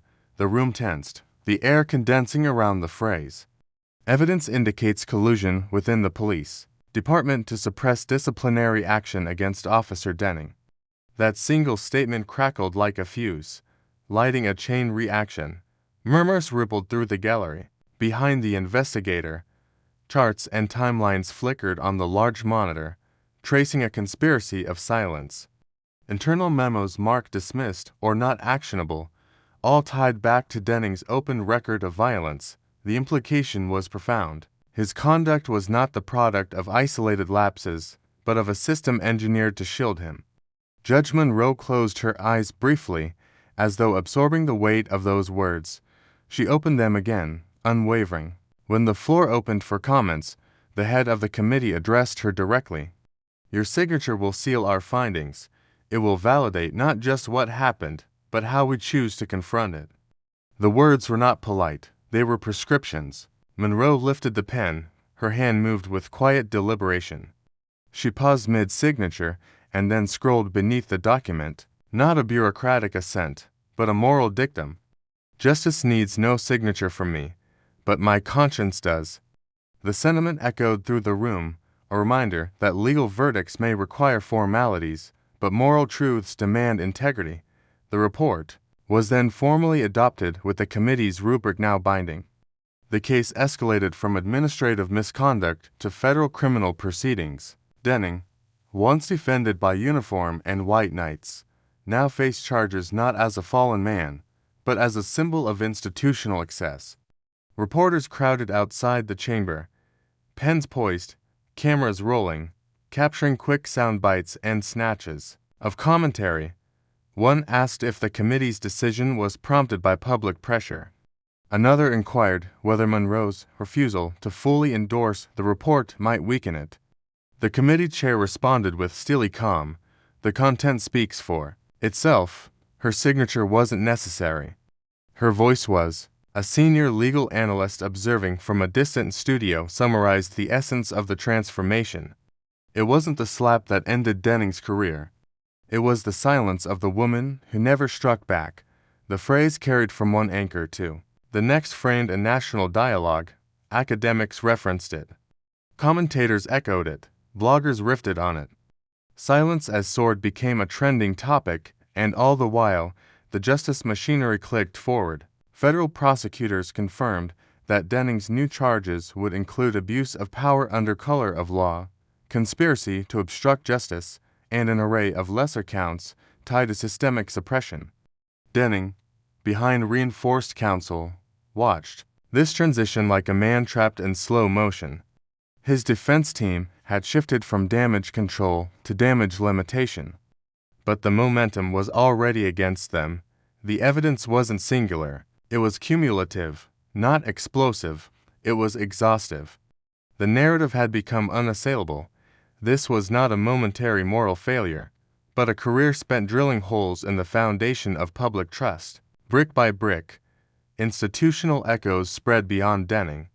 The police department instituted immediate reforms. Mandatory ethics retraining, independent oversight panels, and revised disciplinary protocols. But these were piecemeal remedies, reactive rather than preventative.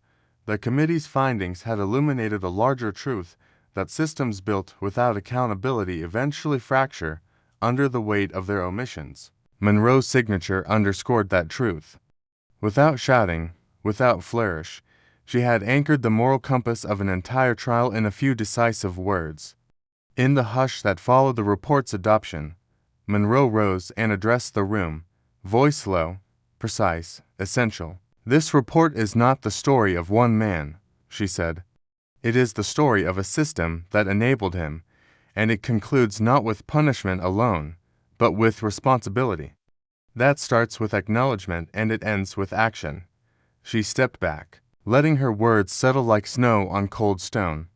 Outside across the nation's media circuits, the narrative continued to spread. Behavioral specialists dissected the phenomenon. Ethicists debated whether silence could carry as much weight as confession. Union leaders grudgingly admitted the necessity of such public accountability. Meanwhile, the citizens who had watched it all unfold on phones, on TVS, in living rooms, felt their faith tested, then restored by the sight of a woman who stood for what was right, even when uninvited to lead. And if justice is shaped by narratives, this one had been sharpened by a judge who refused to meet hatred with anger, but met it with truth. The system had failed. Morero. Sorry, Monroe did not. But she redefined the system through resolute quiet. A criminal case had been opened, but the story she helped tell was one far larger. That moral courage, even when announced, leaves a history no amount of legal ease can erase. The murmur of the courtroom had subsided into an expectant hush, as if the very air awaited the final unraveling of a man whose power had collapsed in plain sight. Denning sat before the jury with his head bowed, shoulders slumped under the weight of nothing left to defend. No uniform, no bravado, just a subject whose presence had once commanded attention. Now reduced to silence, he did not speak a word, and in that absence confessed more than any courtroom oration could. His attorney rose, voice steady but hollow. "Your Honor, we submit a motion for leniency. My client is suffering from severe psychological imbalance, nightmares, flashbacks, stress, untreated for years. He needs help, not incarceration." It was the standard plea for empathy, a calculated maneuver aimed at softening what could not be denied. But empathy had found no companions in Denning's isolation. His case had been no exception. In the spectators' gallery, Judge Monroe remained seated, hands folded in deliberate calm. Her eyes were fixed, not in cold judgment, but with an unshakable resolve that transcended personal malice. She was not there to savor his ruin. She watched to witness the institution she represented deliver its final verdict, not through violence, but through law. The jury reconvened for a few tense minutes that felt like hours. Then the foreperson rose. "We, the jury, find the defendant, Officer Richard Denning, guilty of abuse of power, assault resulting in bodily harm, and conspiracy to obstruct justice." The words echoed not in triumph, but in inevitability. What followed was no spectacle, it was sober reckoning. When the sentencing began, Denning remained silent, his eyes unfocused. The courtroom watched as the foreperson read, 15 years imprisonment, no eligibility for parole, revocation of all law enforcement credentials and honors, permanent prohibition from any public office or professional practice in law enforcement. As each word landed, Denning's posture trembled slightly, as if he had not heard the full depth of the consequences until then. Gavel poised, Judge Monroe looked at him once, her gaze clear and undisguised. Then she tapped the judge's gavel down, the sound falling like the final closure of a lifetime he had squandered. When the bailiff stepped forward to secure the sentence, Denning did not attempt to resist. Instead, a single tear broke free, carving a line through the dust of his defeat. The man who once struck with authority now cried like a child caught in a storm he constructed himself, a storm without thunder, only ruin. Monroe rose with measured grace. She did not look at him. Her eyes traveled upward, beyond the tones and motions of the courtroom, as if ensuring that justice, long delayed, widely debated, finally delivered, stood unblemished. She made no proclamation. Her silence had already sealed the moment. Outside, journalists scrambled to capture the emotional wreckage of Denning's final moments. Social media lit up with declarations that justice had both spoken and listened. But inside the event was less about spectacle and more about closure. A career ended not by force, but by the system he betrayed and the charade he could no longer sustain. When the courthouse doors opened and Denning was led away, the crowd offered no jeers, no applause, only stunned quiet. Life had not rewritten itself in a flash, but Denning himself had become a cautionary footnote. The end of his story was not violent, it was final, and Judge Monroe, standing alone amid the driftwood of confrontation, walked away without a backward glance. The gavel she never used aggressively had already spoken more loudly than any act of vengeance could have. The gavel had fallen. The cameras turned elsewhere, and the courtroom walls that once echoed with disbelief, fury, and reckoning now stood silent. Yet beyond those marble pillars, beyond the barred gates that swallowed Denning whole, a different kind of trial began, one not dictated by procedure or precedent, but by memory, legacy, and the deep pulse of a nation asking itself what justice now looked like. Camille Monroe, still unbent and quiet as ever, walked away from the courthouse not as a victor, not as a celebrity, but as a woman who had once stood without flinching, whose silence struck harder than any hand ever could. She disappeared from public view within hours after the final sentencing, declining interviews, dodging speculation, and most of all, rejecting every offer that tried to turn her into something larger than life. When asked whether she would consider running for office, her answer came not through a press conference, but a handwritten note left on a folded napkin at a charity breakfast. "I don't want to make the law," she had written in her sharp, unmistakable cursive. "I just want to keep it honest." No slogan, no party, just a refusal to play the game that so often warped justice into theater. And yet, despite her refusal to step further into the limelight, the world followed her into the shadows. Bookstores couldn't keep copies of The Slap and The Silence on shelves. The memoir, penned not by Monroe, but by an investigative journalist who had followed the case since the beginning, chronicled not just the slap, but the silence that followed, the way it cut deeper, moved slower, and endured longer than any blow could. Within 2 weeks, it topped every bestseller list in the country. Not because it was scandalous, but because it was sobering, because in a world desperate for fire, Monroe had been ice-controlled, exact, and undeniable. The courthouse where it all began was renamed, not the building, but the room, the one where Denning had unraveled, where silence had drowned out shouting, where a woman simply stood and refused to be reduced. A new brass plaque was affixed above the entrance. Simple and severe, Courtruma, Monroe, the unspoken bench. School field trips now include that room on their tour. Children whispered in awe, not at the grandeur, but at the ghost of dignity that still lingered in the air. Across the country, graffiti began to bloom, not in anger, but in reverence. It wasn't Monroe's face that appeared on alley walls and subway tunnels, but her silhouette drawn from that single moment when she stood alone in the courtroom, spine straight, gaze steady.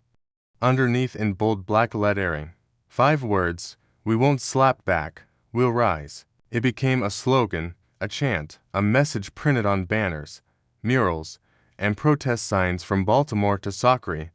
One letter arrived at Monroe's doorstep in a plain envelope with no return address. Inside, a note written in shaky handwriting. "You made me want to become a lawyer. I'm only 15. I used to want to be invisible. Now I want to be like you, not loud, just right." There were thousands of others. Postcards from high schoolers, prison inmates, survivors of police brutality, and even officers who had once looked the other way. Each one echoed the same thing, not admiration, but resonance. They saw themselves in her, not because she was flawless, but because she was unwavering. And while Denning faded erased from police directories, abandoned by former allies, remembered only in documentaries about abuse of power, Monroe's presence grew heavier in absence. University lecture halls cited her testimony in ethics classes. Law firms adopted her quotes as mods. A movement named Monroe Rising, founded by Black and Latino law students, offers no defense to victims of police misconduct. They wore no suits, only shirts with her courtroom silhouette on the back and the words, "Silence is not surrender," printed across the shoulders. But Monroe refused to attend their launch gala. She stayed home, tending to her garden in a modest neighborhood, where she answered no calls and gave no interviews. "It's not about me," she said once to a neighbor who caught her trimming a rose bush. "It's about the moment. I just happened to be in it," and yet that moment, quiet, composed, unmoved, had become immortal. The legacy that Monroe left behind wasn't a revolution of volume, but of tone. She had not shouted the system down, but mirrored it back to itself until it cracked under its reflection. Her greatest power wasn't defiance, it was restraint, the kind that infuriates tyrants and inspires citizens. That unteeable stillness, that unspeakable strength. there were still attempts to claim her. Political parties tried to frame her story as theirs. Foundations offered speaking fees in the millions. Publishers begged for an autobiography. Monroe declined them all. Instead, she donated the royalties from the slap and the silence to fund scholarships for law students from disadvantaged communities. Let the next voice be louder, she wrote in a brief press statement. Let it be built on stillness. In time, the country moved on to newer scandals, louder names, fresher outrage, but Monroe's story remained.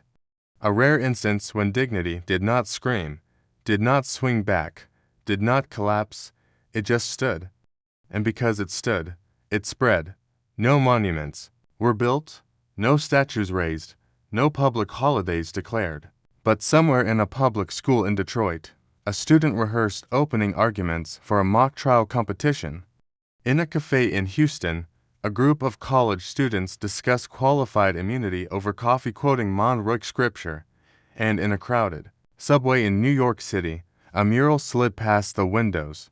Her silhouette, her words, her silence still echoing, still rising. The anniversary dawned, not with fanfare or blaring trumpets, but with solemn resolve. Exactly 12 months had passed since that single slap reverberated through justice itself, igniting a story not of vengeance, but of quiet reckoning. Inside the venerable courtroom, where history had been rewritten, seats were arranged for a ceremony unlike any before. Day of judicial integrity, a commemoration planned for dignity unyielded. Banners hung quietly. Lighting was soft but deliberate. The stage was set not for celebration, but for reflection. Yet in that room where Monroe had once dominated the spirit of justice without raising her voice or fist, one seat remained conspicuously empty. Hers. There was no need for her presence to dominate the space, for what she had ignited could not be contained in flesh and bone. Outside the courthouse, a mural depicting Monroe in grayscale tones, half shadow, half dawn, had become the city's compass of conscience. And beneath that mural, scrolled in trembling black spray paint just days earlier, were the words, "You kept your silence so we could speak." Still, silence had never been Monroe's weapon. It was her precision, her refusal to perform outrage, that disarmed the machinery of oppression. Inside, the temperature of the room held a cautious warmth. On the front row, where civic leaders lined up in suits of tempered pride, there was one figure who sat notably rigid, Judge Warren Lexley, the man whose courtroom Monroe had once called a theater of shame, who now held a forced composure that barely masked his discomfort. His name had once rung with authority, but over the past year, each echo came back thinner, smaller, worn. It wasn't just the judicial review that gutted his standing, nor the bar association's quiet vote of censure. It was the public itself. In one unforgettable moment that went viral overnight, Lexley had tried to re-enter a university campus where he had once given guest lectures. Students encircled him, not with fists, but with silence. Bones filmed in real time as he stood there, a pillar with no temple, unacknowledged, uninvited, made irrelevant by memory alone. That clip, less than 30 seconds, became a symbol. You judged the world. One caption, read, and found yourself unworthy. Inside the courtroom, Monroe's former clerk, now an elected circuit judge herself, spoke briefly about institutional breath, the way systems inhale the names of the guilty and exhale forgetfulness unless anchored by a witness. She didn't name Lexley, but her eyes rested just long enough on his direction. Elsewhere in the city's old judicial square, another reminder of Monroe's echo had risen in granite, a plinth bearing no statue, only a plaque that read, "The measure of justice is not who it punishes, but who it protects." The installation was defaced 3 times in its first week. Each time, the community cleaned it without public announcement, without police request, simply arriving with rags and brushes and the weight of gratitude. Meanwhile, across the media sphere, the legacy of Monroe's moment refused to fade. A nationally syndicated host who had once called her an angry opportunist, And Pearls now found her own words used against her in ad campaigns for grassroots judicial election. When she attempted a public apology tour, she was confronted not with outrage, but with calm questions she could not answer. Why did your tone change only when the cameras did? What part of your opinion cost you something? She faltered, not from confrontation, but from its absence. On that same day, her show was quietly pulled from syndication. No announcement, just absence. Within the courtroom, the air thickened as a young boy approached the lectern. He couldn't have been older than 10. He stood on a small box to reach the microphone, his posture still, his voice clear. She talked to me like I mattered, he said simply, and sat back down. The room did not applaud.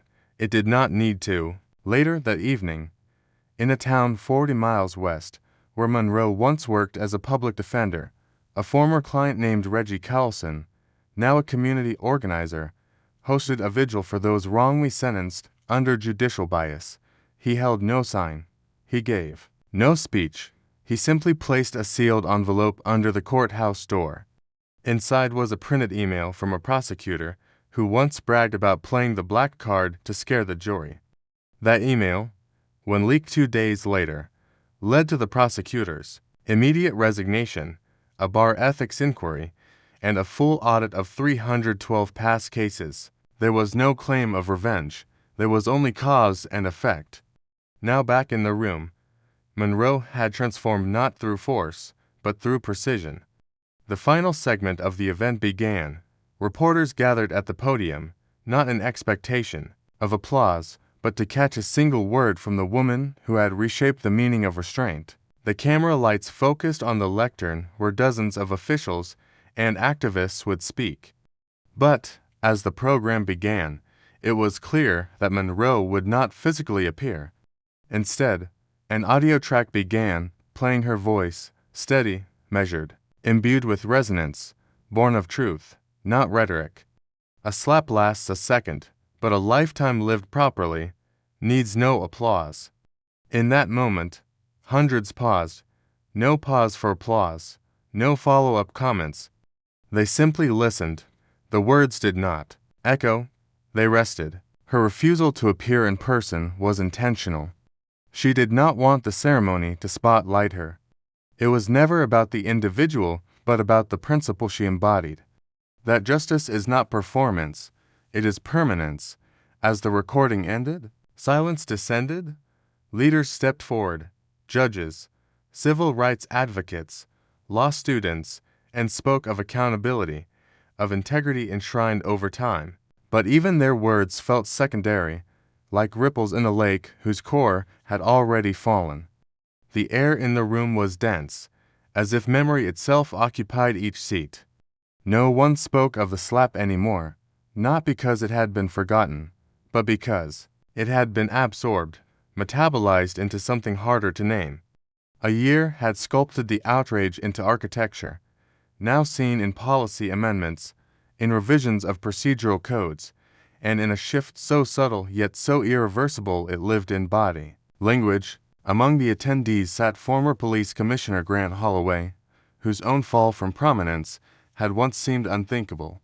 His presence now was a shadow of his former stature, his security detail gone, his expression hollow. A screen capture from 11 months ago still floated in public memory. Holloway, red-faced, shouting into a microphone at a press conference, calling Monroe's action a disgraceful theater. The next morning, a leaked body cam clip buried for 2 years surfaced showing Holloway ordering an illegal detainment of a protester. No screams, no violence, just a soft-spoken young woman held for 9 hours without charge. The silence in that footage screamed louder than any confession. The clip spread across feeds like fire catching dry grass. Overnight, the department's public inbox received over 80,000 formal complaints, and Holloway resigned within 48 hours. He never gave an apology, and yet, in the room, he sat at the back alone. Hands folded over each other, head bowed, not in penance, but in irrelevance. The second rupture came from academia. Dean Marble Chow, once lauded as a progressive voice in legal scholarship, had published a critique in a national journal months before, suggesting Monroe's actions were symbolically excessive and strategically counterproductive. For a week, the piece was dissected in graduate seminars and cable debates. Then a graduate student released audio from a seminar the dean had led 2 years prior, mocking the idea of unconscious bias and laughing at a black student's question. The university issued no formal defense. Within days, students staged a silent sit-in across 3 buildings. Chia took a sabbatical that has yet to end.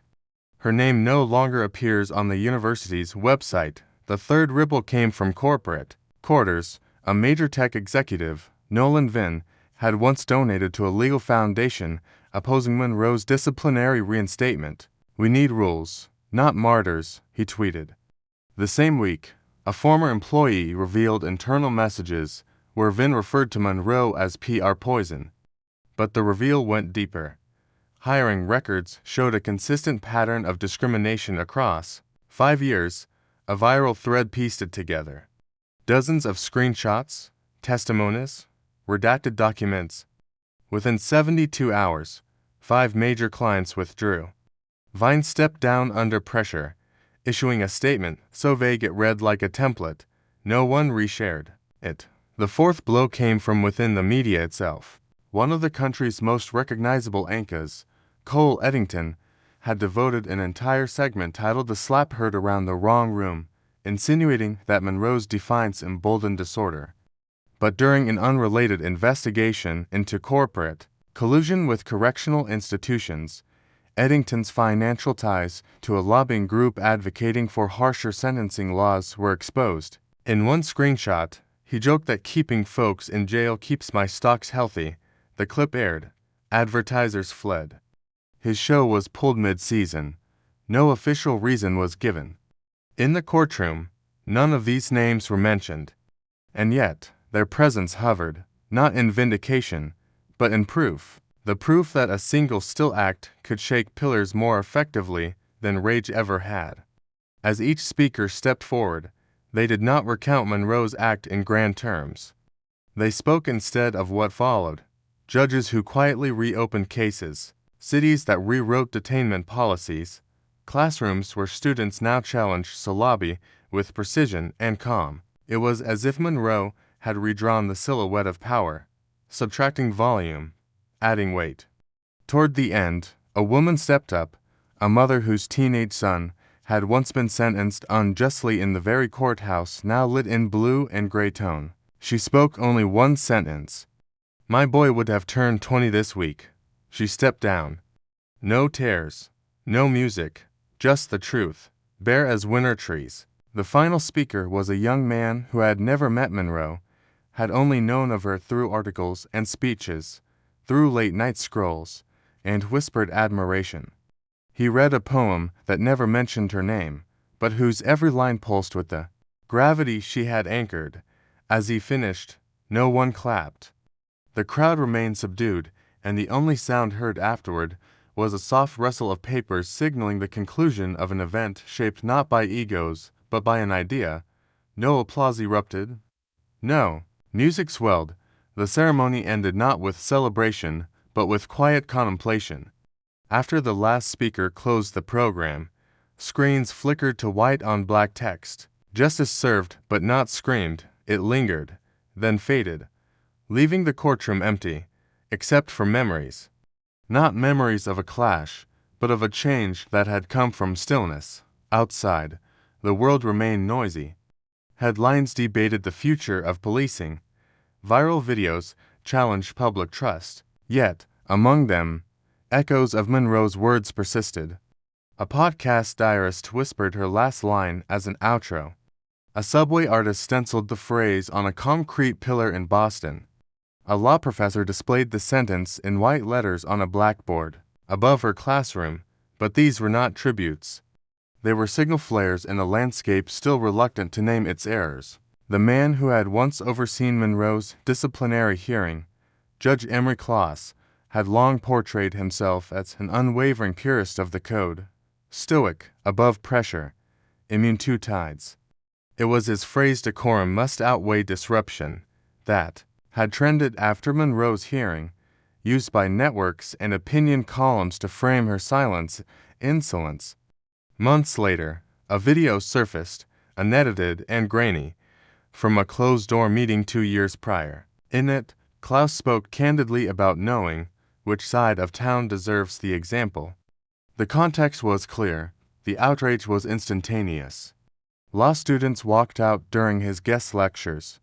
Clerks refused to take assignments under his name. The ethics board requested a review of all his rulings from 5 years. He retired early, citing health. The silence around his departure was telling. Across the country, the Monroe moment had stirred discomfort in more than just courtrooms. In one Midwest police department, Captain Vera Clean had mocked the original footage during a holiday banquet, raising her glass to what she called the slap that launched 1,000 think pieces. What she didn't know was that an officer seated nearby had recorded the toast and uploaded it after being passed over for promotion by Clean 3 months in a row. The clip caught fire online. Hashtags calling for her removal flooded timelines. Former trainees posted about a culture of humiliation under her command. A local paper unearthed a pattern of withheld body cam footage on her watch. She was suspended, without pay pending review. No charges were filed, but her face, once posted with praise on the department's recruitment brochures, was quietly removed. Elsewhere, a conservative columnist named Bradley Trask had written a piece titled, "Stillness is Not Strength," directly attacking Monroe's refusal to publicly defend herself after the incident. He argued that silence was a privilege, not a virtue. The article circulated among certain spheres until one of Triss's former interns shared screenshots of emails, laced with racial undertones, sent late at night under the guise of editorial advice. The intern, now a litigator, spoke on a panel about mentorship and systemic gatekeeping. She never named him directly, but her words gutted with more precision than accusation ever could. That panel segment was clipped, subtitled, and shared tens of thousands of times. Trask took a leave of absence. When he returned, no one noticed. Perhaps the most piercing unraveling came quietly. Lena Hargrave, a senior advisor to a state attorney general, had pushed hard for Monroe's censure behind closed doors. "We can't normalize courtroom emotion," she had once texted in a group thread with staff. That message resurfaced during a legislative hearing on judicial reform. A whistleblower leaked it along with others. One read, "She wants reverence. Let's give her a relevance." The leak did not spark protests. It sparked essays, op-eds, letters from former defendants. Slowly, Hargrave's name was withdrawn from panel invitations, then from advisory boards. She remains in office, but alone in meetings, her vote symbolic, her voice recorded out of obligation, not respect. In all these corners of fallout, no one mentioned Monroe by name. That was the point. She had left no signature, no memoir, no branded statement to frame her act. The silence had become its evidence. In the weeks following the ceremony, her final words found strange places to land. A prisoner on Rikers Island requested that the phrase be printed on the back of his commissary receipt. A pastor used it in a sermon without attribution, only saying, "Someone who knew the weight of words said this one." A student body in Atlanta painted the quote on the side of a school, only for the district to paint over it 2 days later, an act that drew more attention than the mural itself. Someone returned at night, rewrote it by hand in chalk. No one erased it again. Even in settings untouched by politics, the sentence endured. It was engraved into the frame of a mirror in a cafe bathroom, printed in small font on the binding edge of a legal textbook, whispered by a child in a courtroom lobby, tracing the rhythm of each word with a fingertip on the wall. No one claimed ownership. No one needed to. It had transcended authorship, becoming a phrase not of Monroe, but of the moment she had made possible. It became shorter than for resolve born of silence, a quiet anthem for integrity without show. Some questioned the lack of ceremony. Should a hero not be celebrated? Yet the emptiness of the auditorium said more that the lesson was not applause-worthy, but life-worthy. It was not a spectacle, it was an inheritance. And Monroe, true to form, remained absent. Her presence felt through absence, her message carried. In simplicity, she had avoided the glare because she refused to let this day be about her or even about that slack. It was about the standard she set, that justice does not require volume but visibility, that action does not require hubbub but humility. And yet, even as the stage remained bare, the consequences of what had unfolded 1 year prior threw cities like aftershocks through stone foundations.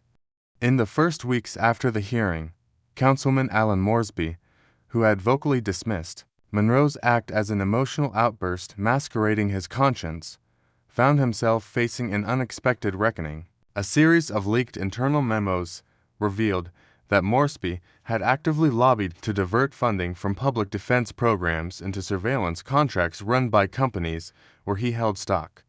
The outrage that followed was not loud, but precise. Local artists projected their emails onto government buildings at night.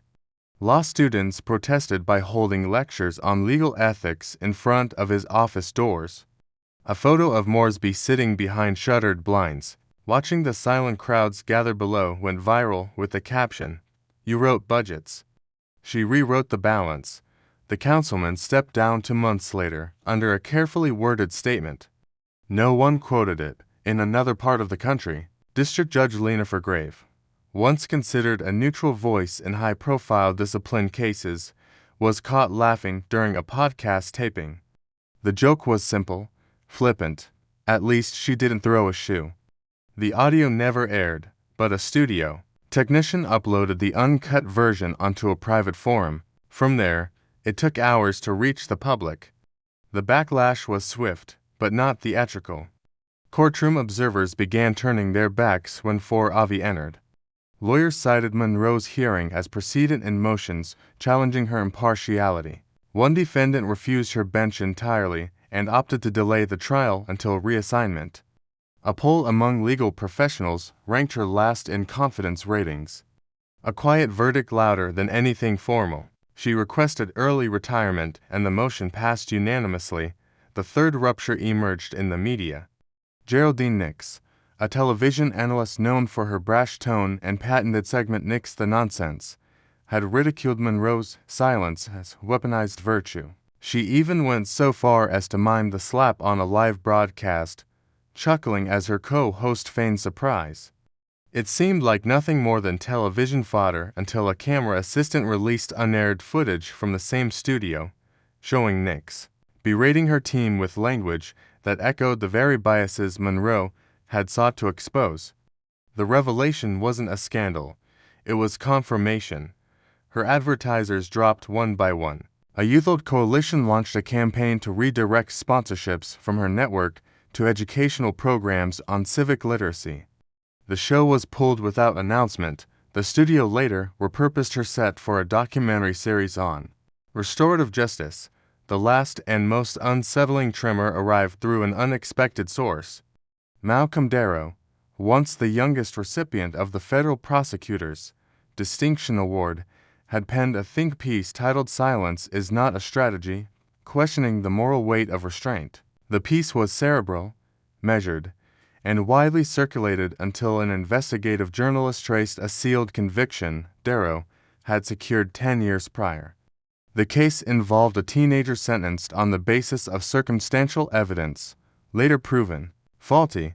The journalist's report, released in documentary format, didn't accuse Darrow directly. It simply showed footage of the boy's mother reading Monroe's closing words aloud at a clemency hearing.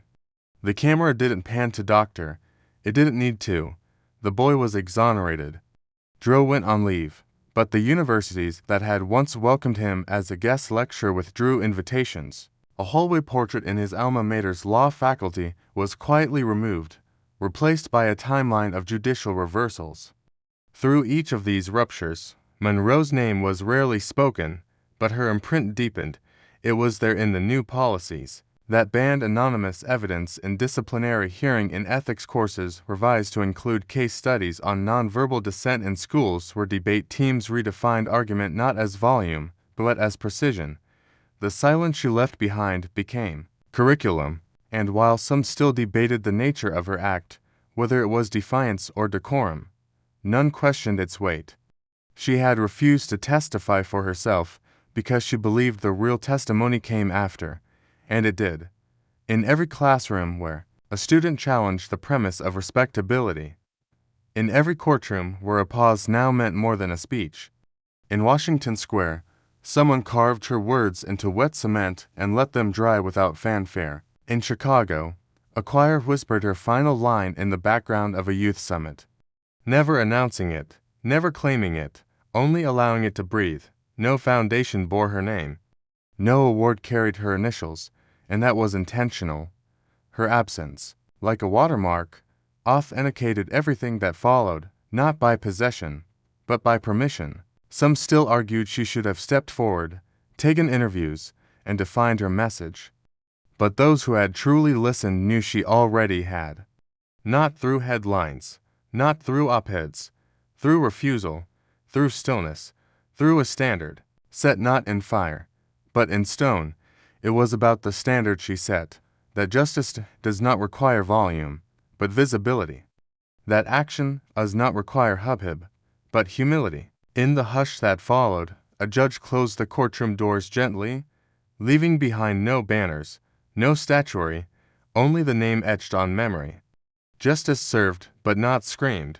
That phrase, born of one of the quietest events in a loud world, became a testament that sometimes the loudest impact is made not by noise, but by the echoes of silence carried forward. There was no crescendo, no fireworks, because the crescendo had already happened, and 150 words spoken into a microphone and a courtroom that listened. The ripples had spread, justice had been served without the need for applause. And beyond the courtroom walls, the world responded, not in unison, but in unravelings. In Baton Rouge, a former deputy chief who once dismissed Monroe's act as a dangerous invitation to insubordination was heckled not by protesters, but by silence. An entire city council session, where every citizen speaker stood at the podium and said nothing for their allotted minutes, heads bowed, letting time itself bear the weight of protest. In San Francisco, a retired columnist known for his scathing piece titled Virtue Signaling in a Robe found his archived articles retracted by the publication itself after it was revealed that he had once collaborated with a political strategist known for voter suppression tactics. His name trended for 72 hours, but never for the reasons he had once hoped. At a prestigious legal institute in D.C., the professor who taught courtroom persuasion was quietly suspended when footage emerged of him mocking the Monroe case to his students, mimicking her stillness as a punchline, unaware someone had been recording. The students walked out. The footage was viewed over 3 million times. His office was cleared by week's end, and in Minneapolis, a mural of Monroe's final words was defaced one night with red spray paint and the phrase, "Real justice fights back," the city painted over it by morning. But by afternoon, 3,000 paper slips with her quote had been placed across courthouse steps, park benches, and police precinct doors. There was no hashtag, no organizing body, just hands that carried the words forward like a shared memory passed in quiet. And in the middle of that, the story did not return to Monroe because it was never hers to keep. It had become embedded in gestures, in glances, in the decision to listen rather than speak. And that was the conclusion this story deserved. A finale composed not of noise, but of a thoughtful pause, where silence spoke louder than any voice ever.